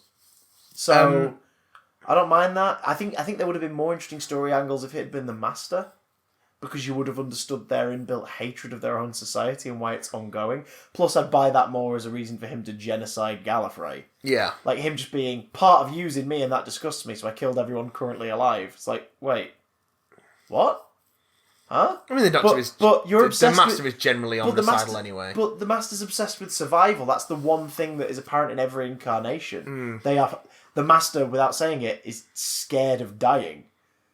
The Doctor has prevented him from just flat out dying by giving him regeneration. This incarnation seems to be A reactionary homicidal maniac who mostly relies on his rage. it seems to be kind of nihilistic as well. Yeah. And borderline suicidal. Yeah, I mean, at the end where he's like, go on, do it then. And he's like, and then he's upset that she didn't pull the trigger. Yeah. Although, did you notice, for the first time ever in Master history, they gave him an escape? When it cuts to the close-up of the guy's hand, whatever his name is, and he's about to pull the trigger on the death particle. As the music's rising, you hear the Master screaming, "You're not in there now!" So it's like, oh, they've built in a get out clause, which makes me happy because Sacha Dhawan is the best thing about this series, and I want to see more of it. Yeah, I thought he was great. But gives me a bit of because it sort of kills any tension that he could have actually died, and also removes the best, most recurring and irritating master trope, which is, wait, how's the master back? He was like trapped in a time bubble with a T-Rex and the Rani or some shit. Like, how the fuck is he back? Like, how? Because they did that this series even, where he's trapped in the Kasavin's like plane of existence with no way of escape, and then he's back and no one asks him about it. There's always a way of escape. Because that's kind of the charm of the Master in the old school. Is it's like the best villain. You can't keep the best villain down. They'll always come back. Yeah, they'll always come back. But we're in a world where the internet demands continuity and gap filling. We're in a Big Finish world where it's like, oh, but we can explain that bit there. We can explain that bit there. And it's like, so I kind of admired the fact that they were like, don't worry, he'll be back. But also was like, oh, god damn it. I do kind of hate the thing of, like, every gap must be filled, though. Yeah. Which, of course, this episode fueled like crazy because it left new gaps to be filled that has brought the internet to its knees with rage and happy fury. To just let there be gaps. Let there be gaps. Like, as much as I like the Marvel Comics Star Wars stuff, I don't need to know what happened between Empire and Jedi. I don't need to see Luke's yellow lightsaber. I don't need to see Leia being frozen in carbonite. I get Those it. Are two things that are actually happening. Oh god! See, I get it as a canvas for stories. Like, we want to tell stories set in the world you love, so we're going to pick this area. Because we can do that, because it's a bit where we don't know what happened. But, like, specifically filling in gaps between us. It's the solo moment of they give him a blaster. And it's like, oh, that's the blaster. He's just not, like, taken that bit off of it yet. And then later in the film, oh, he took that bit off. It's his blaster. Like, oh, for fuck's sake. Yeah. Oh, that's not important. But I miffed. Oh, God, I know. I miffed that, personally, I miffed that the Doctor is once again being established as some kind of like galactically relevant figure who's built into mythology, because I do kind of like I personally do subscribe to the idea of the Doctor as being this individual who goes around and does the right thing. Like that to me is more impressive. It's like Superman's OP, yeah, but he's also just like a kid from Kansas, and that's the most impressive thing about why he's a good guy, because he's just a kid doing the right thing who has the ability to do more things than others. Like, that's cool. That's cool. Yes. So the fact that the Doctor is more than just someone who's like, no, you don't get it. You lot did fuck all, and I'm going to save the universe. The fact that it's more, oh yeah, you're a big part of why we exist, is a bit like, for me, But if it fuels others' imaginations, great. Go for it. Like, I'm all for that. Like, they can then, a future showrunner of this program is currently watching it, and one day might go, I've got a really cool idea for that. And it's me, isn't it? With it. I mean, yeah, it's opened up a few gaps, and I addressed it in a YouTube video, and it's brought about some interesting conversation. It's also brought all of the twats out of the woodwork. Well, of course. Because it's Doctor Who, and the fandom is horrific. Of course. If you're listening to this and saying, I'm not like that, then I'm obviously not talking about you, so don't sweat it. Yeah, don't worry about it. I'm talking about them. Forget about it. I've seen a lot of people are annoyed that they killed the Shard. I liked it because in the story it upped the stakes. The Master is a manipulator who makes the situation work in his favour. He always has been. Every version of them is. Like, even Missy's grand scheme. What he do? Even Missy's grand scheme wasn't with a definitive end. She was just like, I've set all this up. Right, Doctor, you gonna do it? You gonna do this thing now? You aren't? Oh, well, I don't know what to do now. I'm annoyed. Like, that's the Master. Like, they adapt to a situation. Yeah.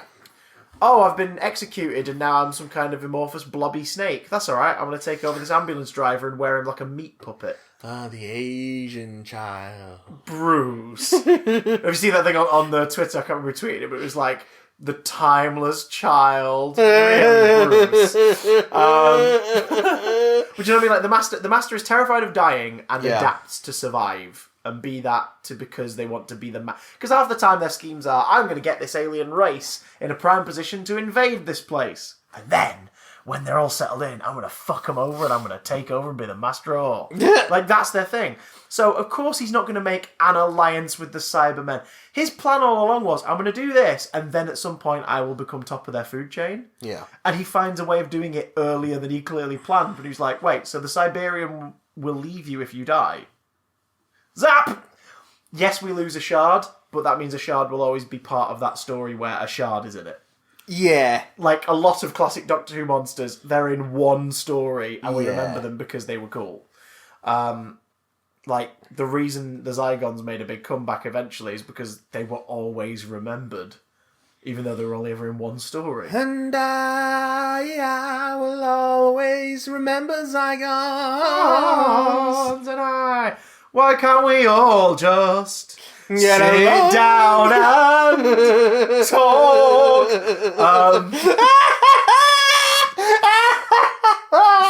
I don't hate that scene. I hate what that scene has become. I think it's a really good speech. It's It's a really good sentiment. I know, but unfortunately, it people started just- the meme of, oh, I love this speech in Doctor Who. What's your favourite speech in Doctor Who? And it's like, stop whittling it down to just speech. Stop making it so it's like, right, let's play the top 10 speeches. The Doctor Who YouTube channel recently did, like, the best Doctor Who speeches. And I'm like, stop calling them that. They're meant to just be fucking moments in a story that have impact. Don't turn them into a BuzzFeed list. But what's it for? And also the fact that the internet then went like, he's right, you know, this show has solved conflict. No, it hasn't. Things are not as simple as sitting down and talking in terms of world war and conflict. The sentiment is absolutely correct. Like, we should just be able to, as humanity, talk things out. But it's not as simple as that. A speech in a BBC TV show. This show is not going to solve world It's peace. solved conflict. Just like Jake Paul cured anxiety. Fuck off. So let's get into the things we liked and the nitty gritty sort of stuff. I like that our companions all had tiny arc resolutions. I really like the scene between Graham and Yaz. I hate that that's the only sort of thing they had though. Yeah. That felt kind of stupid. And also some of them only mattered if you've been with the series since the start of Series 11. But then that's... Ryan dunked the hoop. Great, so he's fighting past his dyspraxia and not letting it limit him. But that's a reward for sticking with the show. That's awesome, but like, yeah, exactly. It's played up as like a yes moment. If you'd only watched this series, you'd be like, I don't get it. What's going on? Oh, because he didn't sink a hoop. Hang on, no, he did get a hoop in. No, he didn't. In Spyfall, didn't he? Bounced off. Oh, I missed. Okay, so to those who just joined this series, Ryan's series arc is he dunked a hoop. If you've been with it for 2 series, it makes more sense and is more like... I think collectively, loads of people watching when he did manage to hit the bomb on the Cybermen in this. Because pacifism can be turned off. When he did manage to hit them with the bomb... But Ryan's always been a sort of... True, and I did like the fact the guy was pacifist. like, you can be a pacifist tomorrow. Today you need to stay alive. Yeah, that's quite good. But I like the fact that you know that there were at least a baker's dozen of people around the world. At least a Collins dozen. Baker's dozen. You know that there was at least a Collins dozens of people around the world who, when he hit them with the bomb, they all stood up, clapped and gave thumbs up and went, "Go on, son! You're doing it!" From fucking the woman who fell to earth. Brilliant.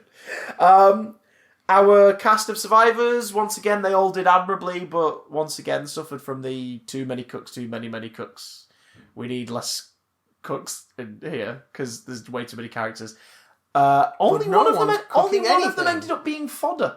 Yeah! And that was The kind body of... count was surprisingly low, I thought. But that was weird, because like, you introduce so many characters, and you need to cement the stakes. To lose 2 or 3 we only knew for like 3 lines of dialogue last week, and then to lose 1 this week, and she didn't really get kind of a moment. She just sort of got killed. I mean, yeah, she was sort of fending him off a little bit, but it was like... Isn't that we how didn't get it to know always her. happens, Chris? Yeah, well, you know, like, all I'm saying is, if you want a great example of introducing lots of characters in the finale and then making us care when they get killed off, go back and watch Bad Wolf and Parting of the Ways. Yeah. It does a really good job of that. By the end of part 1, you have a good idea who all these people are, even if you don't know their names. And then by part 2, you're actually miffed when they get killed off. Even characters like Patterson Joseph's character, who's like the twat on the game show, who doesn't care if the other contestants die, he just wants to live. Jackson Posey. Oh, he's great. He's so good in it, though. He's good. He's in the upcoming adaptation of Mallory Blackman's novel, Noughts and Crosses. They're doing it as a BBC series. It looks really good. But yeah. Graham and Yaz's scene was lovely, but it did also make me go, looking back on the series, thinking, I don't think these characters, aside from what the actors have brought to them, I don't think these characters have been given as much weight as this scene believes they have. Yeah. And that makes me sad, because it's just sort of like, if rumours are true, next year will be the Doctor and Yaz. And I think that will be a welcome change. I'm so here for that. Because it means that we get to focus on one character's journey. Also, we can finally focus the blossoming relationship between the Doctor and Yaz. That would be great. And I don't just say that as like a, oh no, that'd be really hot. Of course not. I mean, they're both gorgeous. I mean, it's not going to be hot. They're both gorgeous, that's but let's face it. show. They're both gorgeous. Let's face it. The sex god of this show is Bradley Walsh. But the point is, how is that a wig? How is that a wig? It's a wig. How is that a wig? That's a wig. That's a wig. It's a wig. It's a wig. What do you mean it's a wig? His hair is not like that. It's a wig. It's a hairpiece. wig. It's a hairpiece. Why is it a wig? He has hair, but Graham's hair is a hairpiece. Then why is it a wig if he has hair? Don't know. That's a wig. I think it's because he's got kind of like a cowlick sort of thing, hasn't he? He's got like a natural quiff in the show, whereas Bradley Walsh has short spiky hair. I don't know why they chose to give him a quiff, they just did. But anyway, but it would be interesting to be like, right, we have seen Doctor and companion romance before. I don't want flat out romance, but I want the bromance of these two to be more apparent. If it's the two of them, we're absolutely going to see them being more cuddly and they're very sweet together, because they are very sweet together. And it's not a dirty little like lesbian sort of give me that wish fulfillment. It's just their chemistry is lovely, and it's at its most entertaining when they are being really close and hand-holdy and sweet and joshing with each other and taking the piss out of each other. So to see more of that on screen would make our leads more endearing and give us more development for Yaz, which is what we need. We need more development for Yaz, for fuck's sake. So, fingers bloody crossed, we'll see that next series. I mean, it would be sad to lose Bradley Walsh. I think we're both in agreement that we're not that miffed at losing Tosin Cole. Oh, I just thought you weren't going to mention him.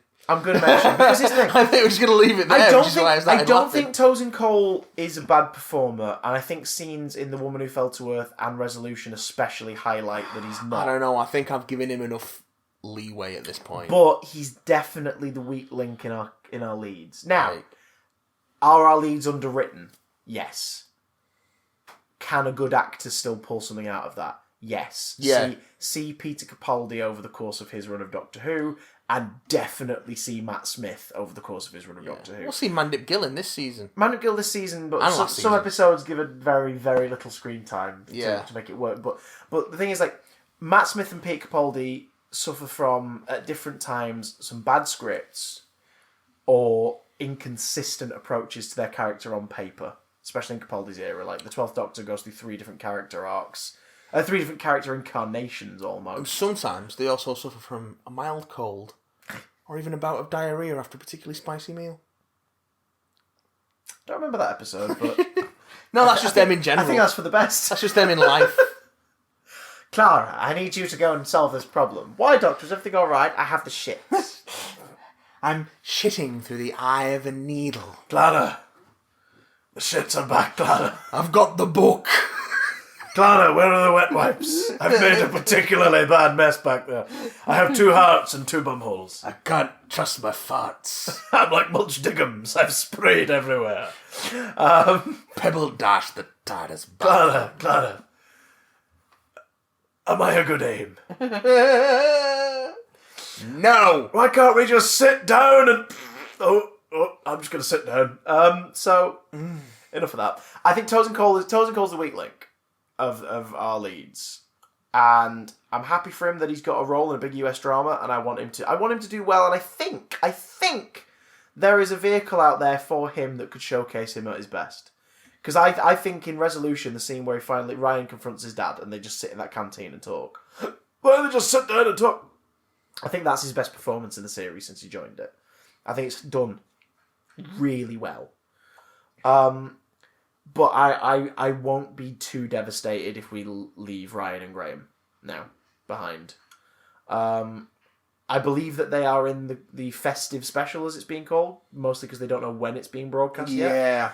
But it will be toward the end of the year. So that will hopefully be the writing out of those characters, and off they pop. And Yaz will stick around, and that would be interesting, and scope for more stories. Because now it feels like the Doctor has a bit of a clean slate again. Yeah. In that her motivation going forward is to just keep going. Well, motivation going forward is to... Unless... is to escape. Escape the dungeon. Escape Sharda. Let's face it. It looks Sharda. like Sharda. It's Sharda. Yeah, that's either a knowing design choice or, oh fuck, it is Sharda. Yeah.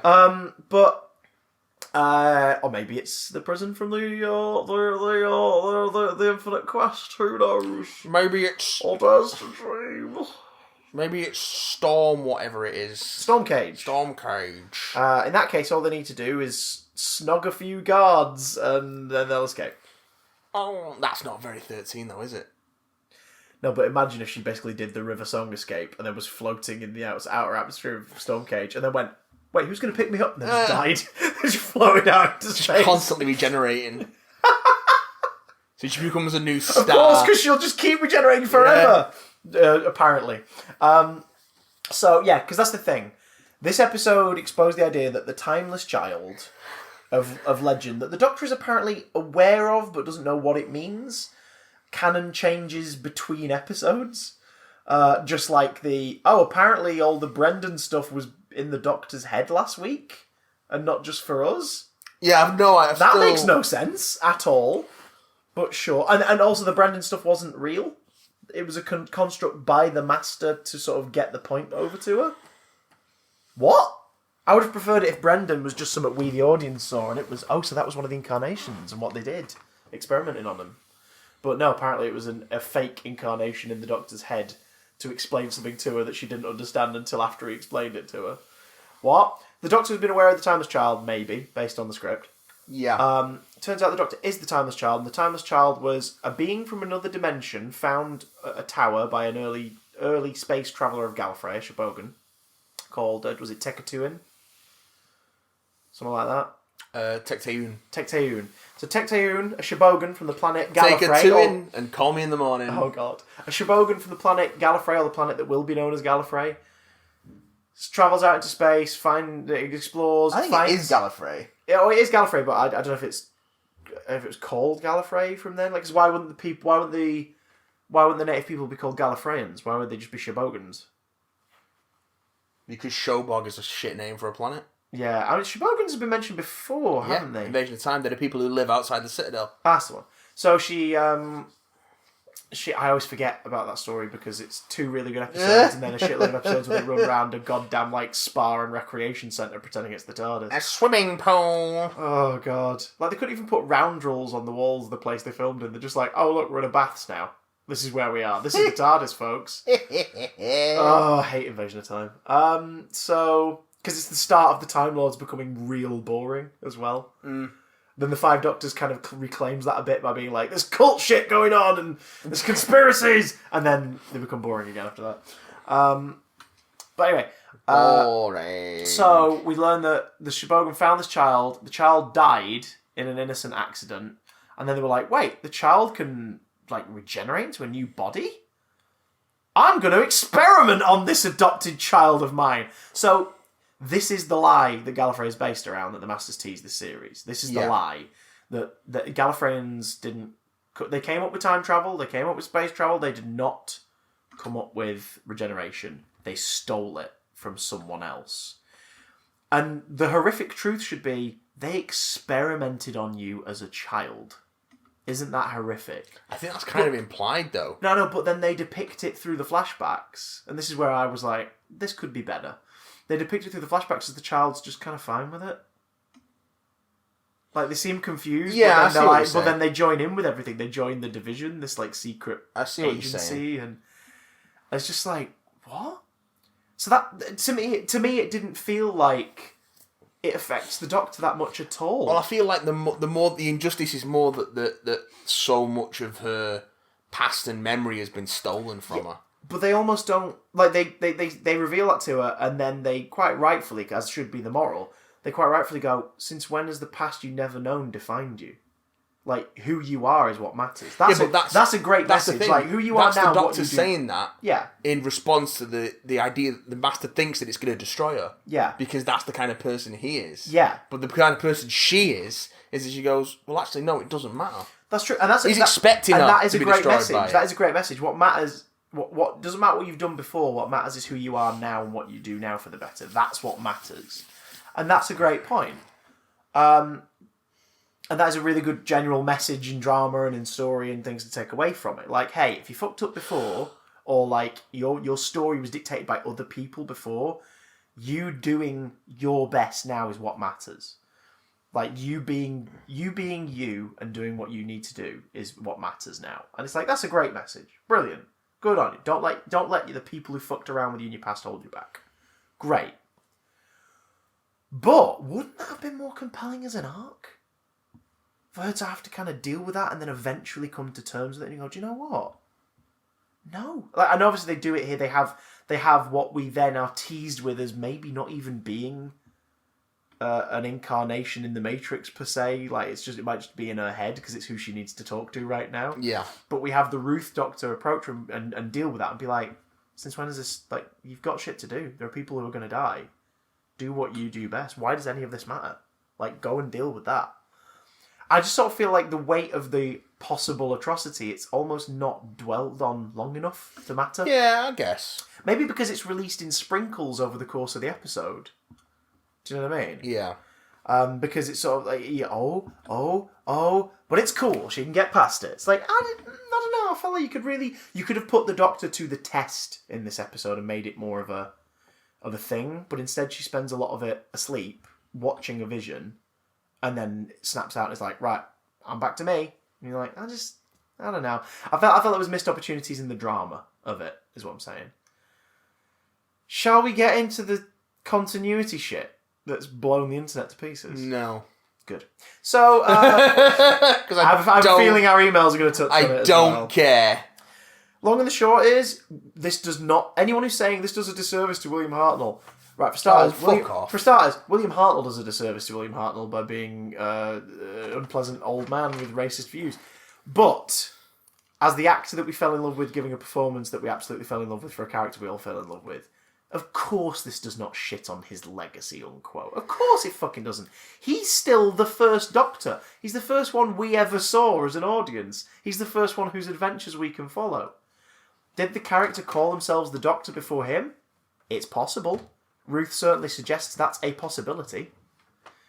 Like, she's on the run, and it looks like the Division specifically, when we go back to Fugitive of the Jadoon and how Gat looks, it looks like the Division specifically are trying to bring her back in.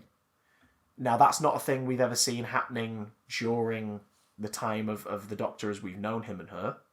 So, maybe Ruth is pre-Hartnell, and Hartnell's the final time they got memory wiped. I talk about this in a video on YouTube. That seems to be what the episode suggests, yeah. That's why the TARDIS is a police box. Yeah. That's why that still sort of fits in with the idea of her being unfamiliar with or like not fussed about the sonic screwdriver. And it also fits in the idea, because people say, well, that says that takes away from him picking the Doctor as a name. Maybe this individual did like do the whole like, I'm a doctor and this is what I do and this that, and the other. Maybe they did. Maybe they just did it already.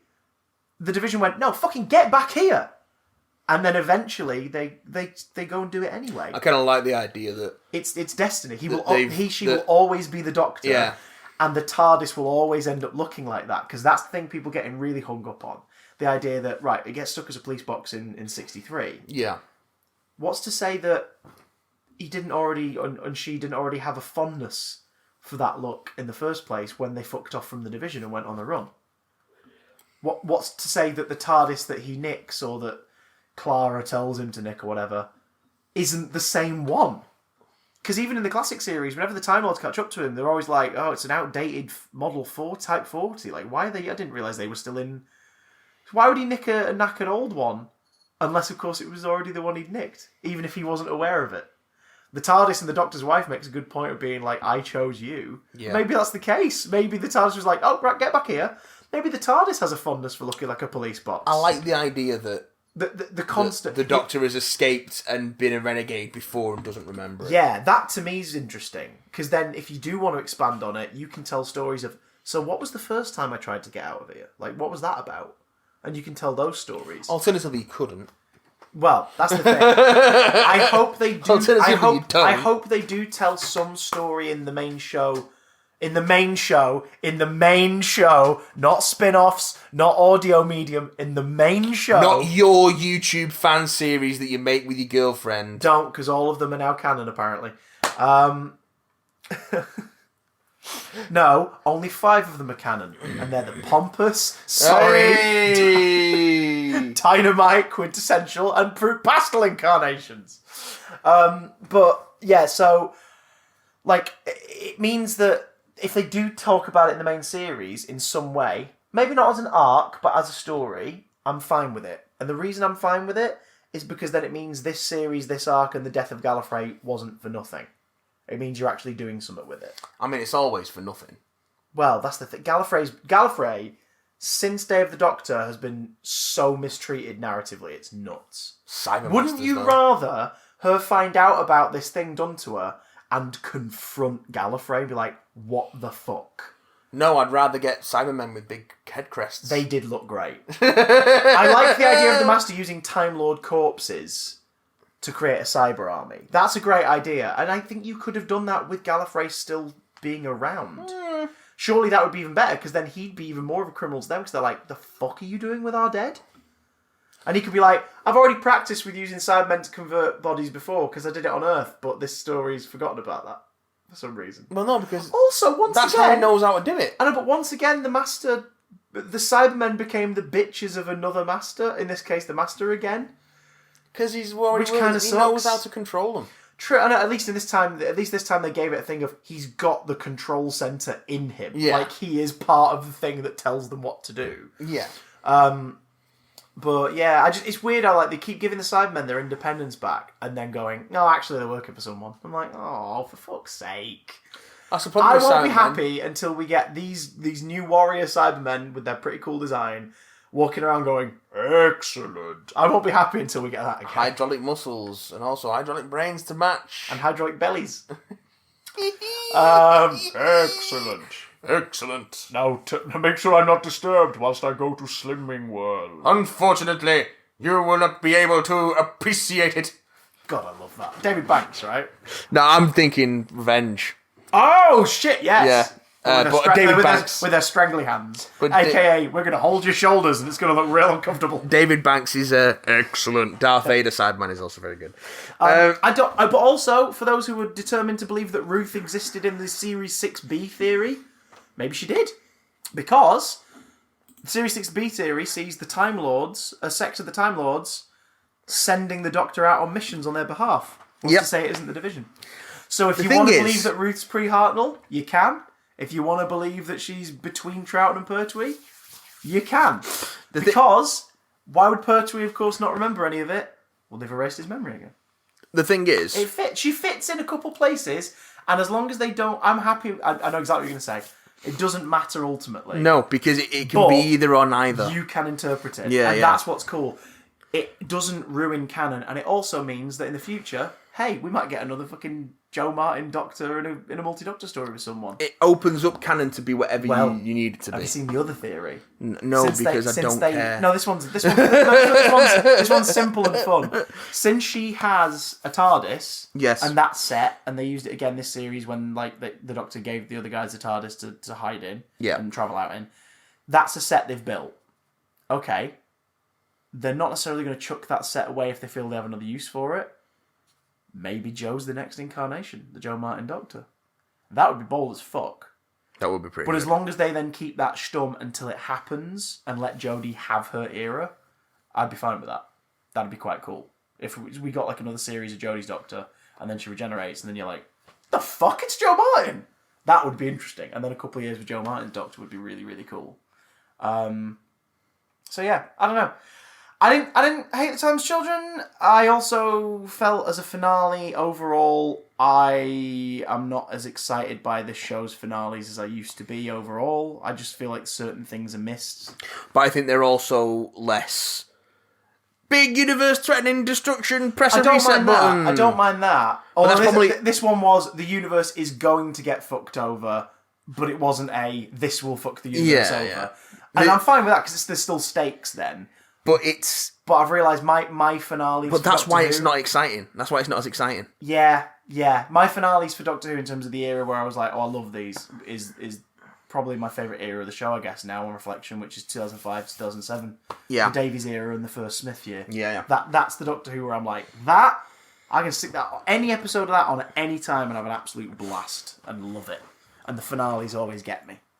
Whereas now I'm just sort of like, I'm glad the show's on, and there are still episodes I really enjoy, but it's sort of Doctor Who now is kind of rested after the last 6 odd years of it, to me, in a kind of a 6 out of 10 kind of comfy place. And every now and again an episode will make me go, oh fuck, that was really good. Yeah.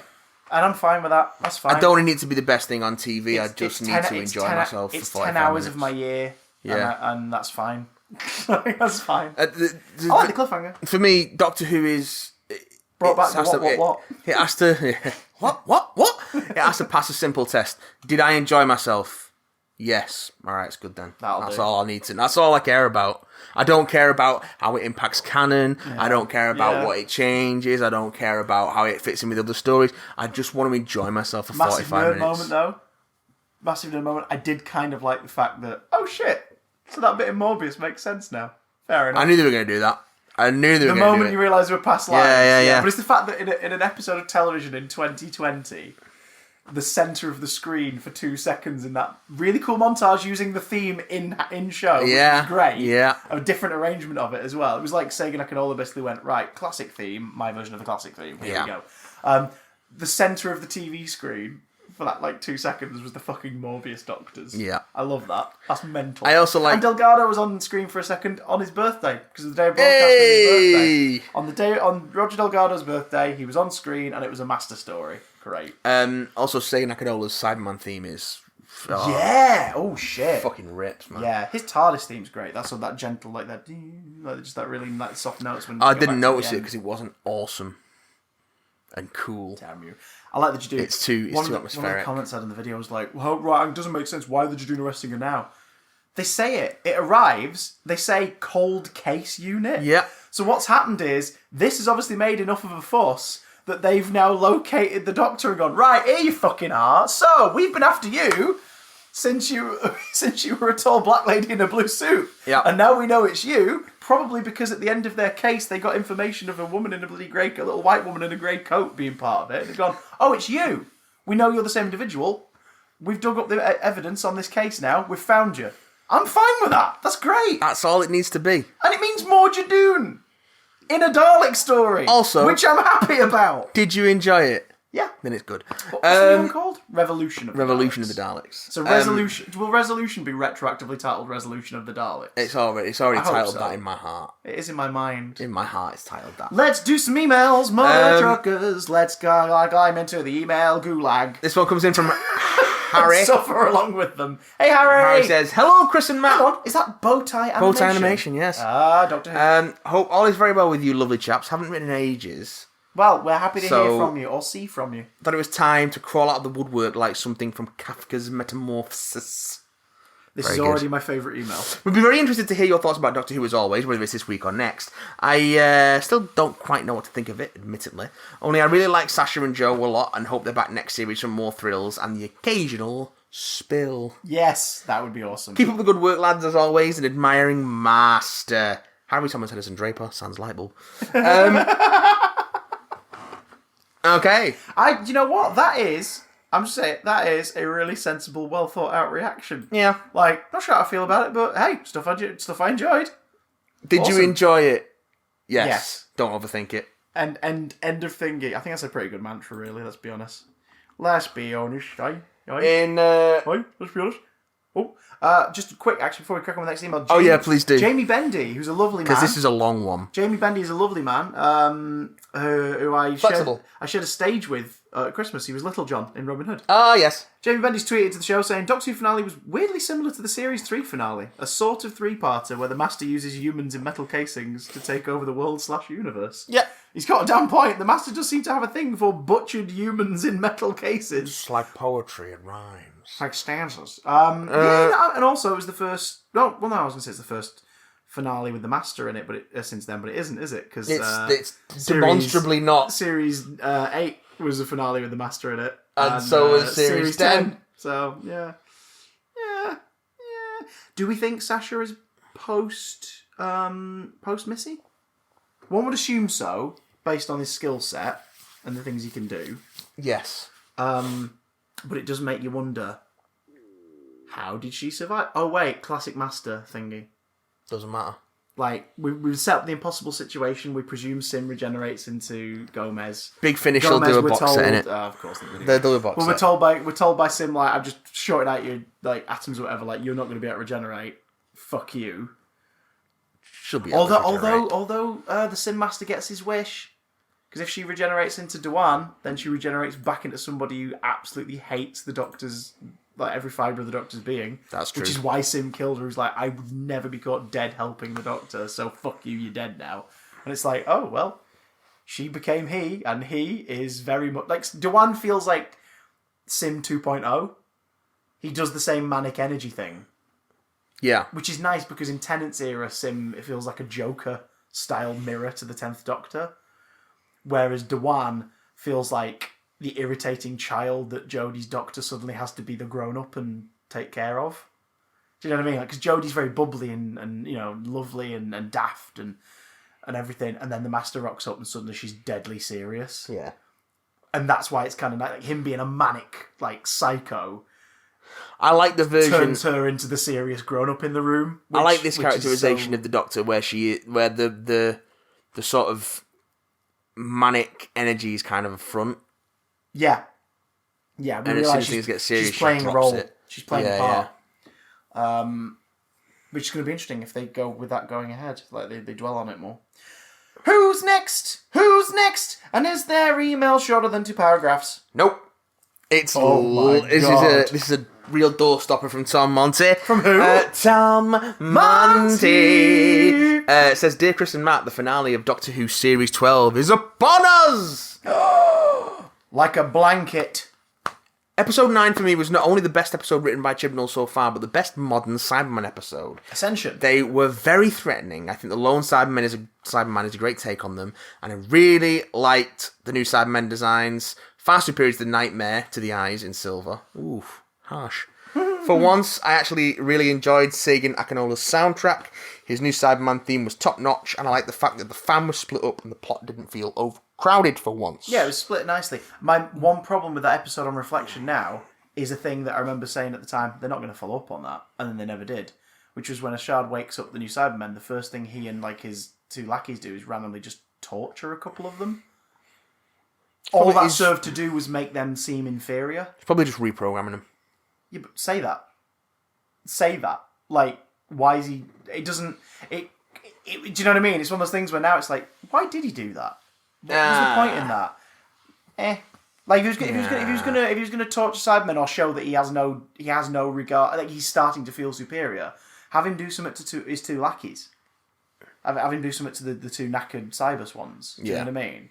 Like, have one of them not contradict an order, spell out something he doesn't want to hear, and he just immediately turns around and smacks its head off or something, and you're like, okay, this guy's a different kind of Cyberman. Mm-hmm. All right, but instead it'll never be responded to. However, fuck me, those warrior costumes look amazing. They look so good. Like, the Nightmare and Silver Cybermen had babies with the Invasion Cybermen. They look great. I love them. I want to hold one in my arms. Just one. Yeah, I liked them. Unfortunately, the same can't be said about episode 10. Oh, Tom! I'm so sad you didn't enjoy it. It feels a bit like Heaven Sent into Hell Bent for me. I thought it was overly... overly expository into, like, a lot of Chibnall's work, and very messy, and I didn't like it. Graham telling Yaz... Graham telling Yaz she's the best human he knows was so unearned. These two have barely had an on-screen relationship until this point. Well, then it makes perfect sense for him to tell her then, if he's been like... True. I know what he means. It feels like we needed more Graham and Yaz stuff over the year. And that was a problem with all the companions, not just those two. And the Doctor was pretty useless throughout, but on the bright side, this meant she was incapable of whipping out her Sonic as much. And in retrospect, it's nice there wasn't a Sonic X Machina against the Matrix. And in retrospect, that whole Brendan subplot from episode 9 was a bit of a waste of time, wasn't it? That's pretty cool, though. Speaking, I liked it. I liked the Brendan stuff because it just showed you how fucked up this all was. Yeah. Speaking of a waste of time, predictably, the Timeless Child was, in fact, the Doctor.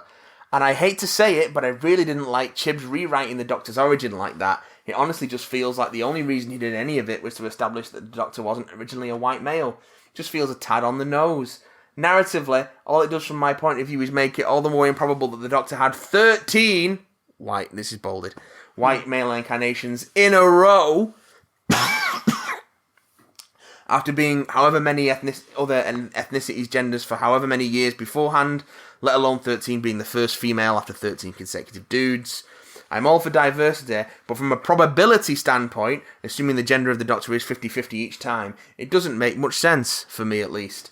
Anyway, I think it would have been more interesting if the Master had turned out to be the Timeless Child. There's some good points there, and I see. You're overthinking it, Tom. I see where you're coming from, but yeah, I think it's not worth thinking. I mean, if we're talking about regeneration average, two things come into play. One, if they've had thousands of lives, then it's not unlikely that at one point 13 of the bodies in a row would be white males. It's not unlikely that would be the case, because if they've had thousands and thousands and thousands, there's going to be all sorts of combinations over the time. It's not like every regeneration resets gender or ethnicity. Yeah. It just is a new body, a new person. But then you also have to take into factor that, like, that would be saying that the logistics of the narrative within the TV show must adhere to the narrative set up in terms of representation of television nowadays in our world. And that's not the case. I don't mind the first incarnation of the character that we are aware of being a young girl, because the idea of regeneration being exposed to the Shavogans back then is more apparent if the person completely changes. Yeah. Like, if they just become another small white girl, it would kind of be like, oh, she changed a bit.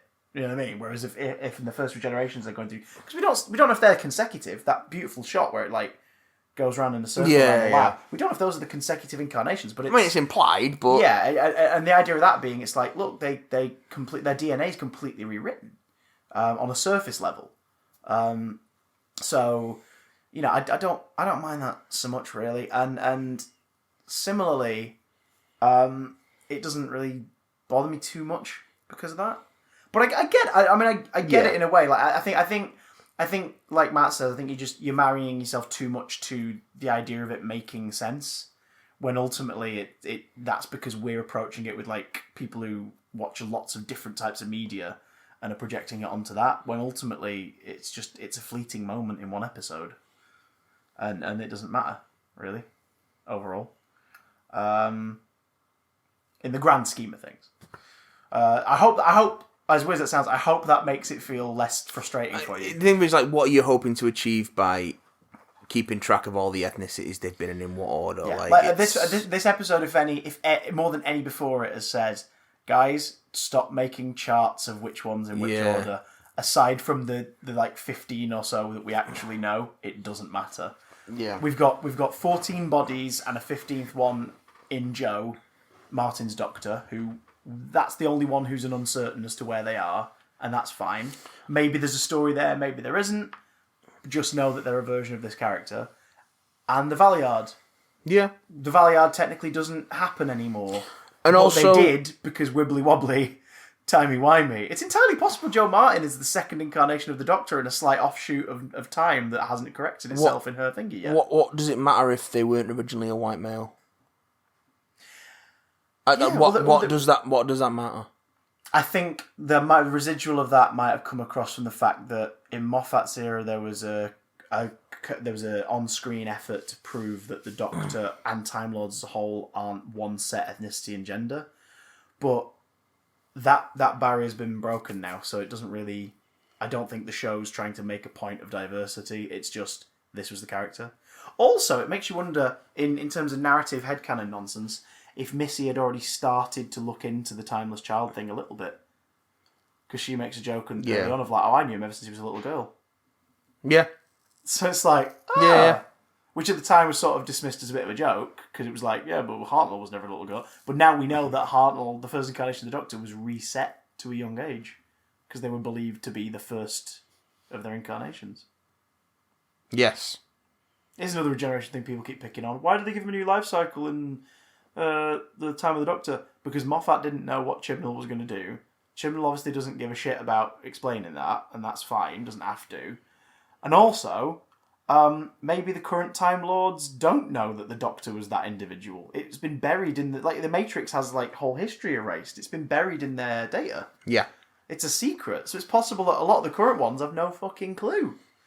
Like Rassilon, you seek immortality. It's possible Rassilon doesn't even know that the Doctor is supposedly immortal. No. All the Time Lords did was give him excess regeneration energy, a new life cycle. So they just get it served its purpose in the time of the Doctor. He blew up the Daleks. It served its purpose. Moving on. Like, moving the fuck on. It served its purpose. Speaking of moving the fuck on. Sorry, I'm diverging. Bullet pointed questions. Hit us. Were you disappointed, /shocked, surprised, /happy that not a single one of your companions was killed off? Do you think they'll all survive the revolution? That kind of reads to me as, did you have a single emotion about any of the companions? Small victories. I like them all, so I'm glad they're still around. Small victories, but I even like Ryan. Weirdly, I would be happy with two endings here. One, the story of one or two of them or whatnot as rumoured wrapping up in the festive special. Yeah. So that we get an ending. Or option two, she never finds them again because she doesn't know where they went. Yeah. She doesn't fucking know where they went. Yeah. And that would be like, oh, well, that's different. Like, oh my God. Maybe they just get a fresh start. And then if you wanted to do a story later on of like one of them finds her, like, it's you. It's like, I tried finding you. And it's like, why didn't you come for me? It's like, well, I didn't know where you ended up. For all we know, they ended up in like Sheffield, didn't like she 4 set- years before she met them. And Didn't they've had she to, like, set be the on controls, DL. though? She set the return to Earth. To take them to Earth. I think she would... No, because she says, start a new life in the 21st century to the future people. Oh, to them, yeah. So she knows where she's sending them. But it's like, is it the exact specific Oh, time in yeah, I get you. Sheffield, I get or, you. do you know what I mean? Do I think they'll survive the revolution? Probably, but I don't know if they'll all continue to be part of the TARDIS fam after that. Suspicions point at two of them leaving the show. Why did the Doctor let Sir Barristan Selmy sacrifice himself for her? 'Cause, yeah, Game of Thrones. Yeah. The Doctor would never let another person do that, i.e. 10 sacrifice for Wilf. I'm pretty sure the Doctor has let people sacrifice themselves for him before. Yeah, and also, that's the thing, that she was going to do it. I know what you mean. It sort of felt a bit cop-out. I was kind of waiting for something else to intervene to end the story. But it's also the 9 thing where when it actually comes down to Coward. doing it, they can't do it. Can't do it. But it's also the fact that you take ordinary people and fashion them into weapons. Yeah. But it's also the fact that, and I think this was more down to, again, narrative. I think episode 9, Ascension, should have hammered home a little bit more. What was his name? something. It should have hammered home more his role in the revolution, in the human resistance. Yeah. And it should have hammered home that he was dead. Like, really, really made a point of him and his fleet got the Siberium and threw it back through time. Because Jack's aware of that. That's whatever he's up to, is he's aware of a human resistance planning to do that. So, like, they needed to make a big point of that so that this was altered. Because they do that. He comes in and he says, I sent the Siberian through time. We obviously didn't send it back enough. It's my fault this has happened. So I'll take responsibility. But there could have been more weight to that. So that she ultimately is like, if I don't let him do this, like, do you know what I mean? Yeah. He needs to do this. I get this. But I enjoyed his performance. I enjoyed his performance in both episodes a lot. So it did make me go, oh, when he sacrificed himself. Because I was like, he's great. He was an entertaining character. But I know what you mean. I think it's a thing where you can never get a satisfactory version of that conclusion. The stakes are that high and interesting that whatever the resolution is always going to be a bit, oh, Alright. You know what I mean? Yes. We've killed Matt, Tom. So I'm just looking at these questions and like, how are we meant to explain River Song's ability to regenerate because she was conceived in the TARDIS? Where is her Time Lord spliced DNA? Previous writer. I mean, it's not impossible that that's the thing now. Well, it's not impossible that's the thing. Not every Time Lord is then given, like, here's your regeneration cycle. Look after it. Yeah. Like, I mean, there's implications that the Shobogans and that don't regenerate, isn't there? There's Yeah. implications that they aren't given, and it's something that the Academy gives you. But it's entirely possible that the TARDIS has got regeneration energy in it. I mean, there's that whole ongoing thing started by the First Doctor of getting him back to the TARDIS to regenerate. Yeah. And the TARDIS is part of regeneration. So it's possible that like it's just easier near the TARDIS because it's got regeneration energy as part of it. Yeah. Like, you know, so sure, whatever. Bonking creates time babies. Do you think the Master was justified in wiping out all of Gallifrey and all the Time Lords, or because he found out the Doctor was a part of his DNA? I don't buy it, and it's even more awkward considering his previous incarnation's relationship with the Doctor.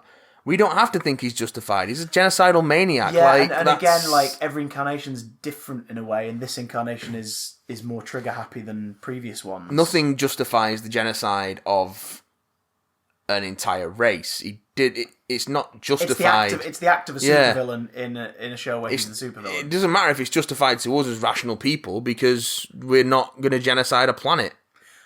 However, you know what I mean? I do, as I said earlier on, I think there was probably more narrative meat on the bones. Yeah, if Gallifrey were around for the Doctor to then confront them. Of course he wasn't justified in doing it. He's the Master. He's an evil supervillain. He does genocides. He also dresses for the occasion. Fucking hell.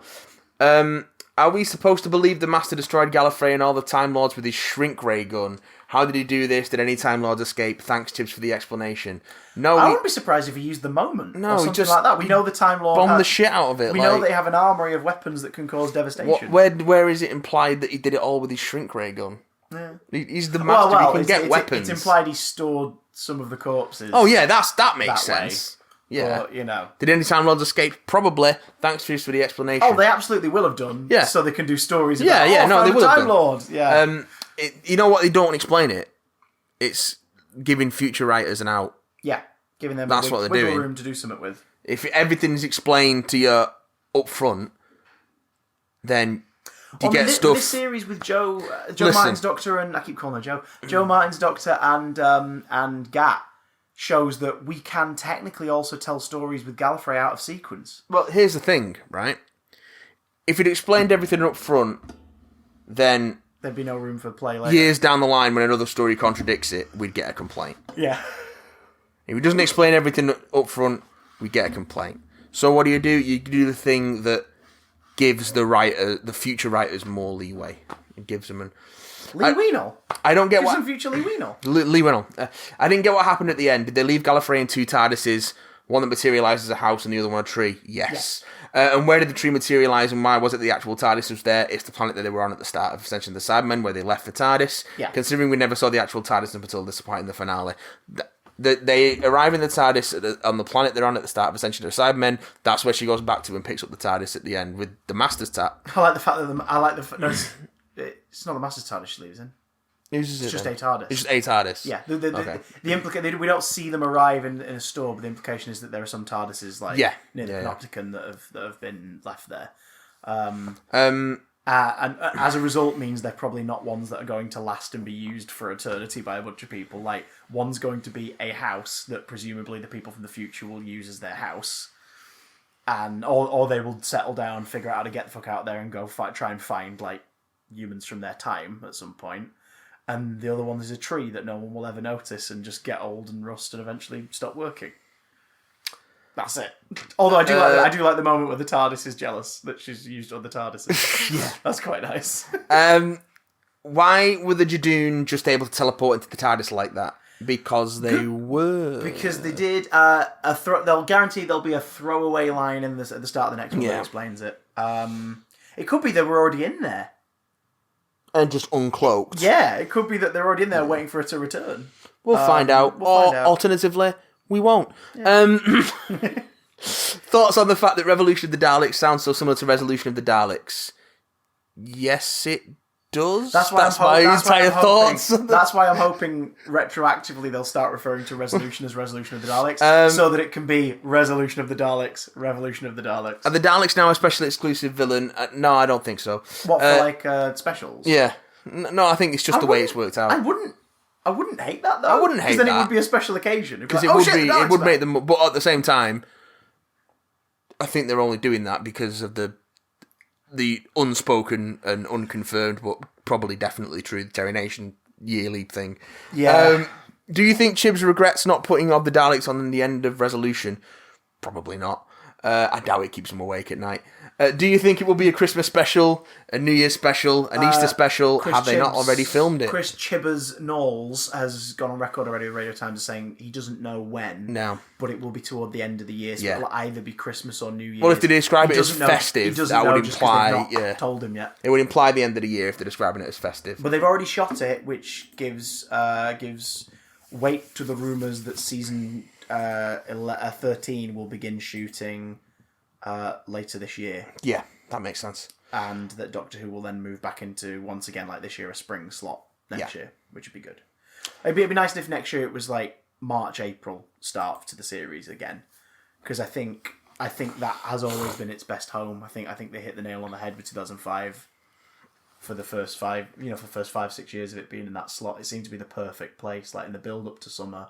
People still watching TV, winter's just about wrapping up. It seemed like the best. And in terms of ratings, obviously ratings change because of different ways of people absorbing content and that over the years and X, Y, and Z. But the ratings have always been at their most consistent during the spring periods over the course of the show's run. Yeah. So I think it would be beneficial if they get their arse in gear, get a series out, even if it's a little shorter. Get a series out, get it out for next spring. I mean, if it's any shorter, it'll be a special. Yeah. Do a 5 just do a 5-episode series and an additional special that year, and then that's series 13. A special, 5 episodes, one more special. There's your series. I'd be happy with that. I'd like just some Doctor Who, please. Yeah. Hello, I'd like some Doctor Who, please. Hello, I'd like some Drew. As long as the next year they bump it back up to like 10 episodes or more, then I'll be happy. Yes. A final email coming in from Hazel, not Doctor Who related. Hazel, so thank welcome, you so much. Hazel. It's different. We should reluctantly talk about something else. For someone who wants to get into reading more comics, where would you suggest I start in terms of story arcs? Okay, so let's go quick fire. First off, general rule: find a character you like, find something with that character that says Volume 1, and start there. You usually can't go wrong. Yeah, sometimes it'll be in the middle of a continuity, but it's written with new readers in mind. Yeah. So anything that needs explaining, it will explain to you as the story goes on organically.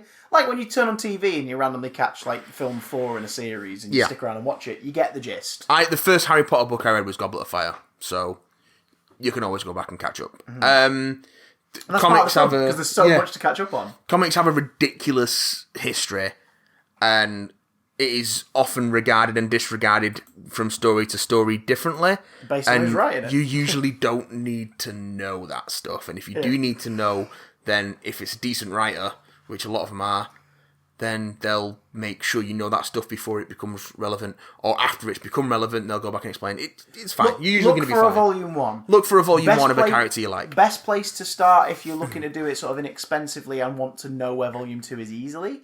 App. Go on the apps. Go on Comixology. Go on Comixology. Yeah. Check out the Marvel app or the DC app if you want. Which are Comixology skins, basically. Pick a Volume 1. And then when you finish that Volume 1, you want to carry on, they usually recommend immediately afterwards, here's a link to the second volume of that run. You can't go wrong. Failing that, just a quick peek at the internet just to see what the next volume is if you want to buy it physically. In terms of specifics, if you like... Okay, so I'm going to rattle some off. Big butts. I'm going to rattle some off. Are you ready? If you like Star Wars, read Star Wars Volume 1, Skywalker Strikes from Marvel Comics, or Star Wars Darth Vader by Kieran Gillen Volume 1. If you like sci-fi and you're not afraid of boobs and violence and gore and good stuff and also all the feels and emotions, read Saga by Brian K. Vaughan and Fiona Staples, start at Volume 1. If you like Superman, read Superman Birthright by Mark Waid and Lionel Francis Yu, and read any of the Rebirth stuff, mostly by Peter Tomasi, I think. you can't really go wrong with that. If you also like Superman Earth 1. Superman Earth 1, Which is 3 hardcovers that feel like Yeah. 3 movies, and they're really easy to track, and they encapsulate everything you love about Superman in a more modern context. yes. It's really good. If you like Batman, read the New Those 52. words have never been said before, you know. If you like Batman. Those words have never been said before. Then start with The Court of Owls by Scott Snyder, which is volume 1 of the New 52 run, and go from there. Alternatively, you can start with the Tom King Rebirth run, but people have mixed feelings on that. I quite like it. Chris wasn't too keen. I'd recommend Snyder just because if you're aware of Batman but you've not like tucked in yet. Yeah. Court of Owls is a great story that really establishes who Bruce is and who Batman is and all that. And it was also... And then you start to get some familiar villains cropping up. And it was also part of a continuity reboot, so it was fairly new reader friendly. Batman exists. He's had Robins. Go. If you like Justice League, there are no good Justice League books. Hey, I the cannot- Grant Morrison and Mark Waid stuff from the. I can late only 90s, early really talk 2000s. about stuff that I'm intimately familiar with, and I'm not that familiar with a lot of Justice League. Ooh, another option: pick up any trade paperback of the Batman Adventures, which is the Batman animated series tie-in comic. Yeah.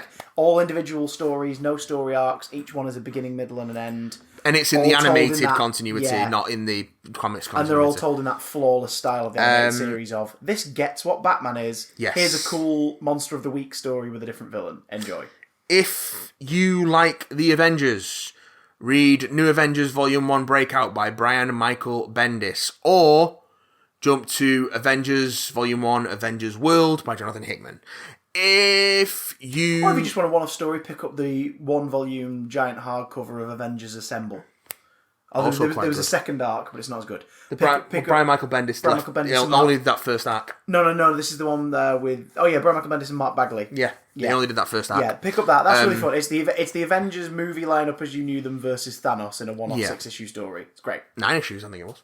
It was Really? quite long. Yeah. quite a big That's why hardcover. a long hardcover. What was Volume 2 about? I can't remember. Volume 2, Kelly Sue DeConnick took over, and it was like post-Marvel Now stuff. Yeah, it was good, but then it never carried on, did it? It wrapped up then. It carried on for a little bit.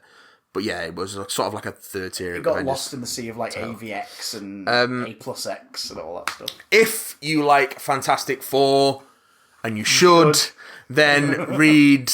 Read! If you like older comics, pick up the collections of the John Byrne run. If you like... Especially the one where he rips off Yeah. Doctor Who. If you want to stay more modern, then pick up the Jonathan Hickman run, starting with Volume 1, Fantastic Four by Jonathan Hickman, or the current Dan Slott run, Yes. which is very good. If you like Spider-Man, again, start with Dan Slott. Probably Big Time is a good jumping on point. Yeah, Big Time's a great one. Or that Parker Look, which is the post-Superior Spider-Man stuff. But That'll be slightly confusing. That unless will you be like slightly literally- 'cause confusing. There's like 3 volumes of it, Yeah. and then it rebrands again, yeah, or just jump straight to the current run by Nick Spencer, which is really, which really is also fun. really good. Or fuck that for a box of soldiers. Before we can't not mention it. JMS. Oh well, the JMS run is excellent, but Yeah. if you want to start in on point and something is like you're looking to read a comic and really get into it, Ultimate Spider-Man. Yes, just bear in mind it's a different continuity to regular Marvel continuity. Yeah, here's a modern take, Yeah. and modern take is in The Ultimate year 2001's Universe modern take, was its own thing. and it's great. And it's a great introduction to that world, and it's a soap opera in a book. Yes. It's really good. Pick it up as Ultimate Collections. It's cheaper, and you get like 5 volumes in one book. If you like X-Men, you got to do your homework. Yeah, sorry about that. There is no There's no easy way for X-Men. continuity-free jumping on point for X-Men unless you want to go back to old comics and pick up Second Pick Genesis.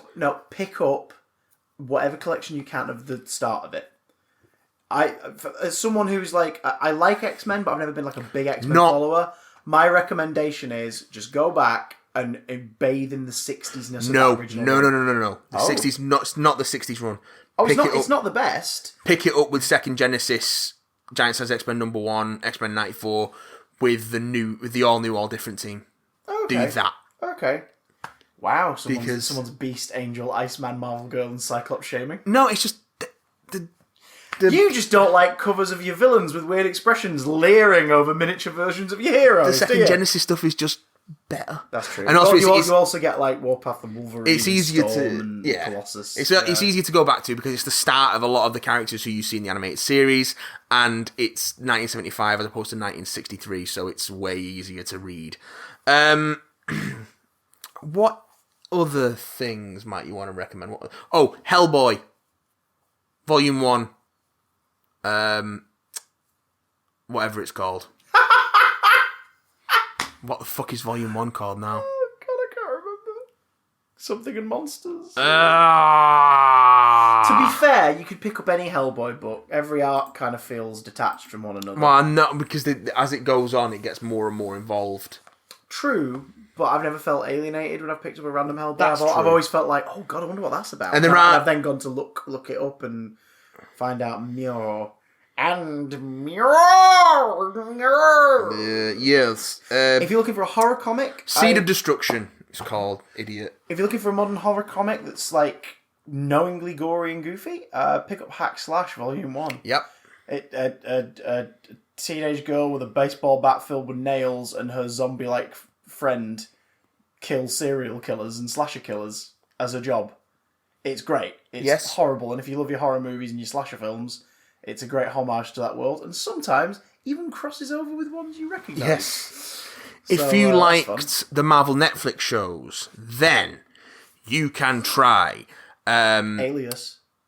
Alias by Much Brian heavier. Michael Bendis. It's an adult comic, but yeah. Alias by Brian Michael Bendis, if you like Jessica Jones and Luke Cage. If you like Being Daredevil. The character looks out of the panel at you with his little purple face. If you like Daredevil, then try and look for the Mark Waid run, Volume 1.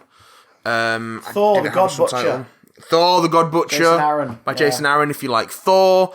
Also, if you like Thor, any of the Walt Simonson stuff, if you want to go back to slightly older comics. Hell, the JMS run. The JMS run from That's the how early I got 2000s. into because you were like, read this. I did. And that's around I was like, Matt, not only did I read it, I bought the next 2 volumes. Yeah. Like, I have to keep reading it. It's only so good. If, on the off chance that you didn't hate the Iron Fist TV show, The Immortal Iron Fist by Matt Fraction and Ed Brubaker is also very good.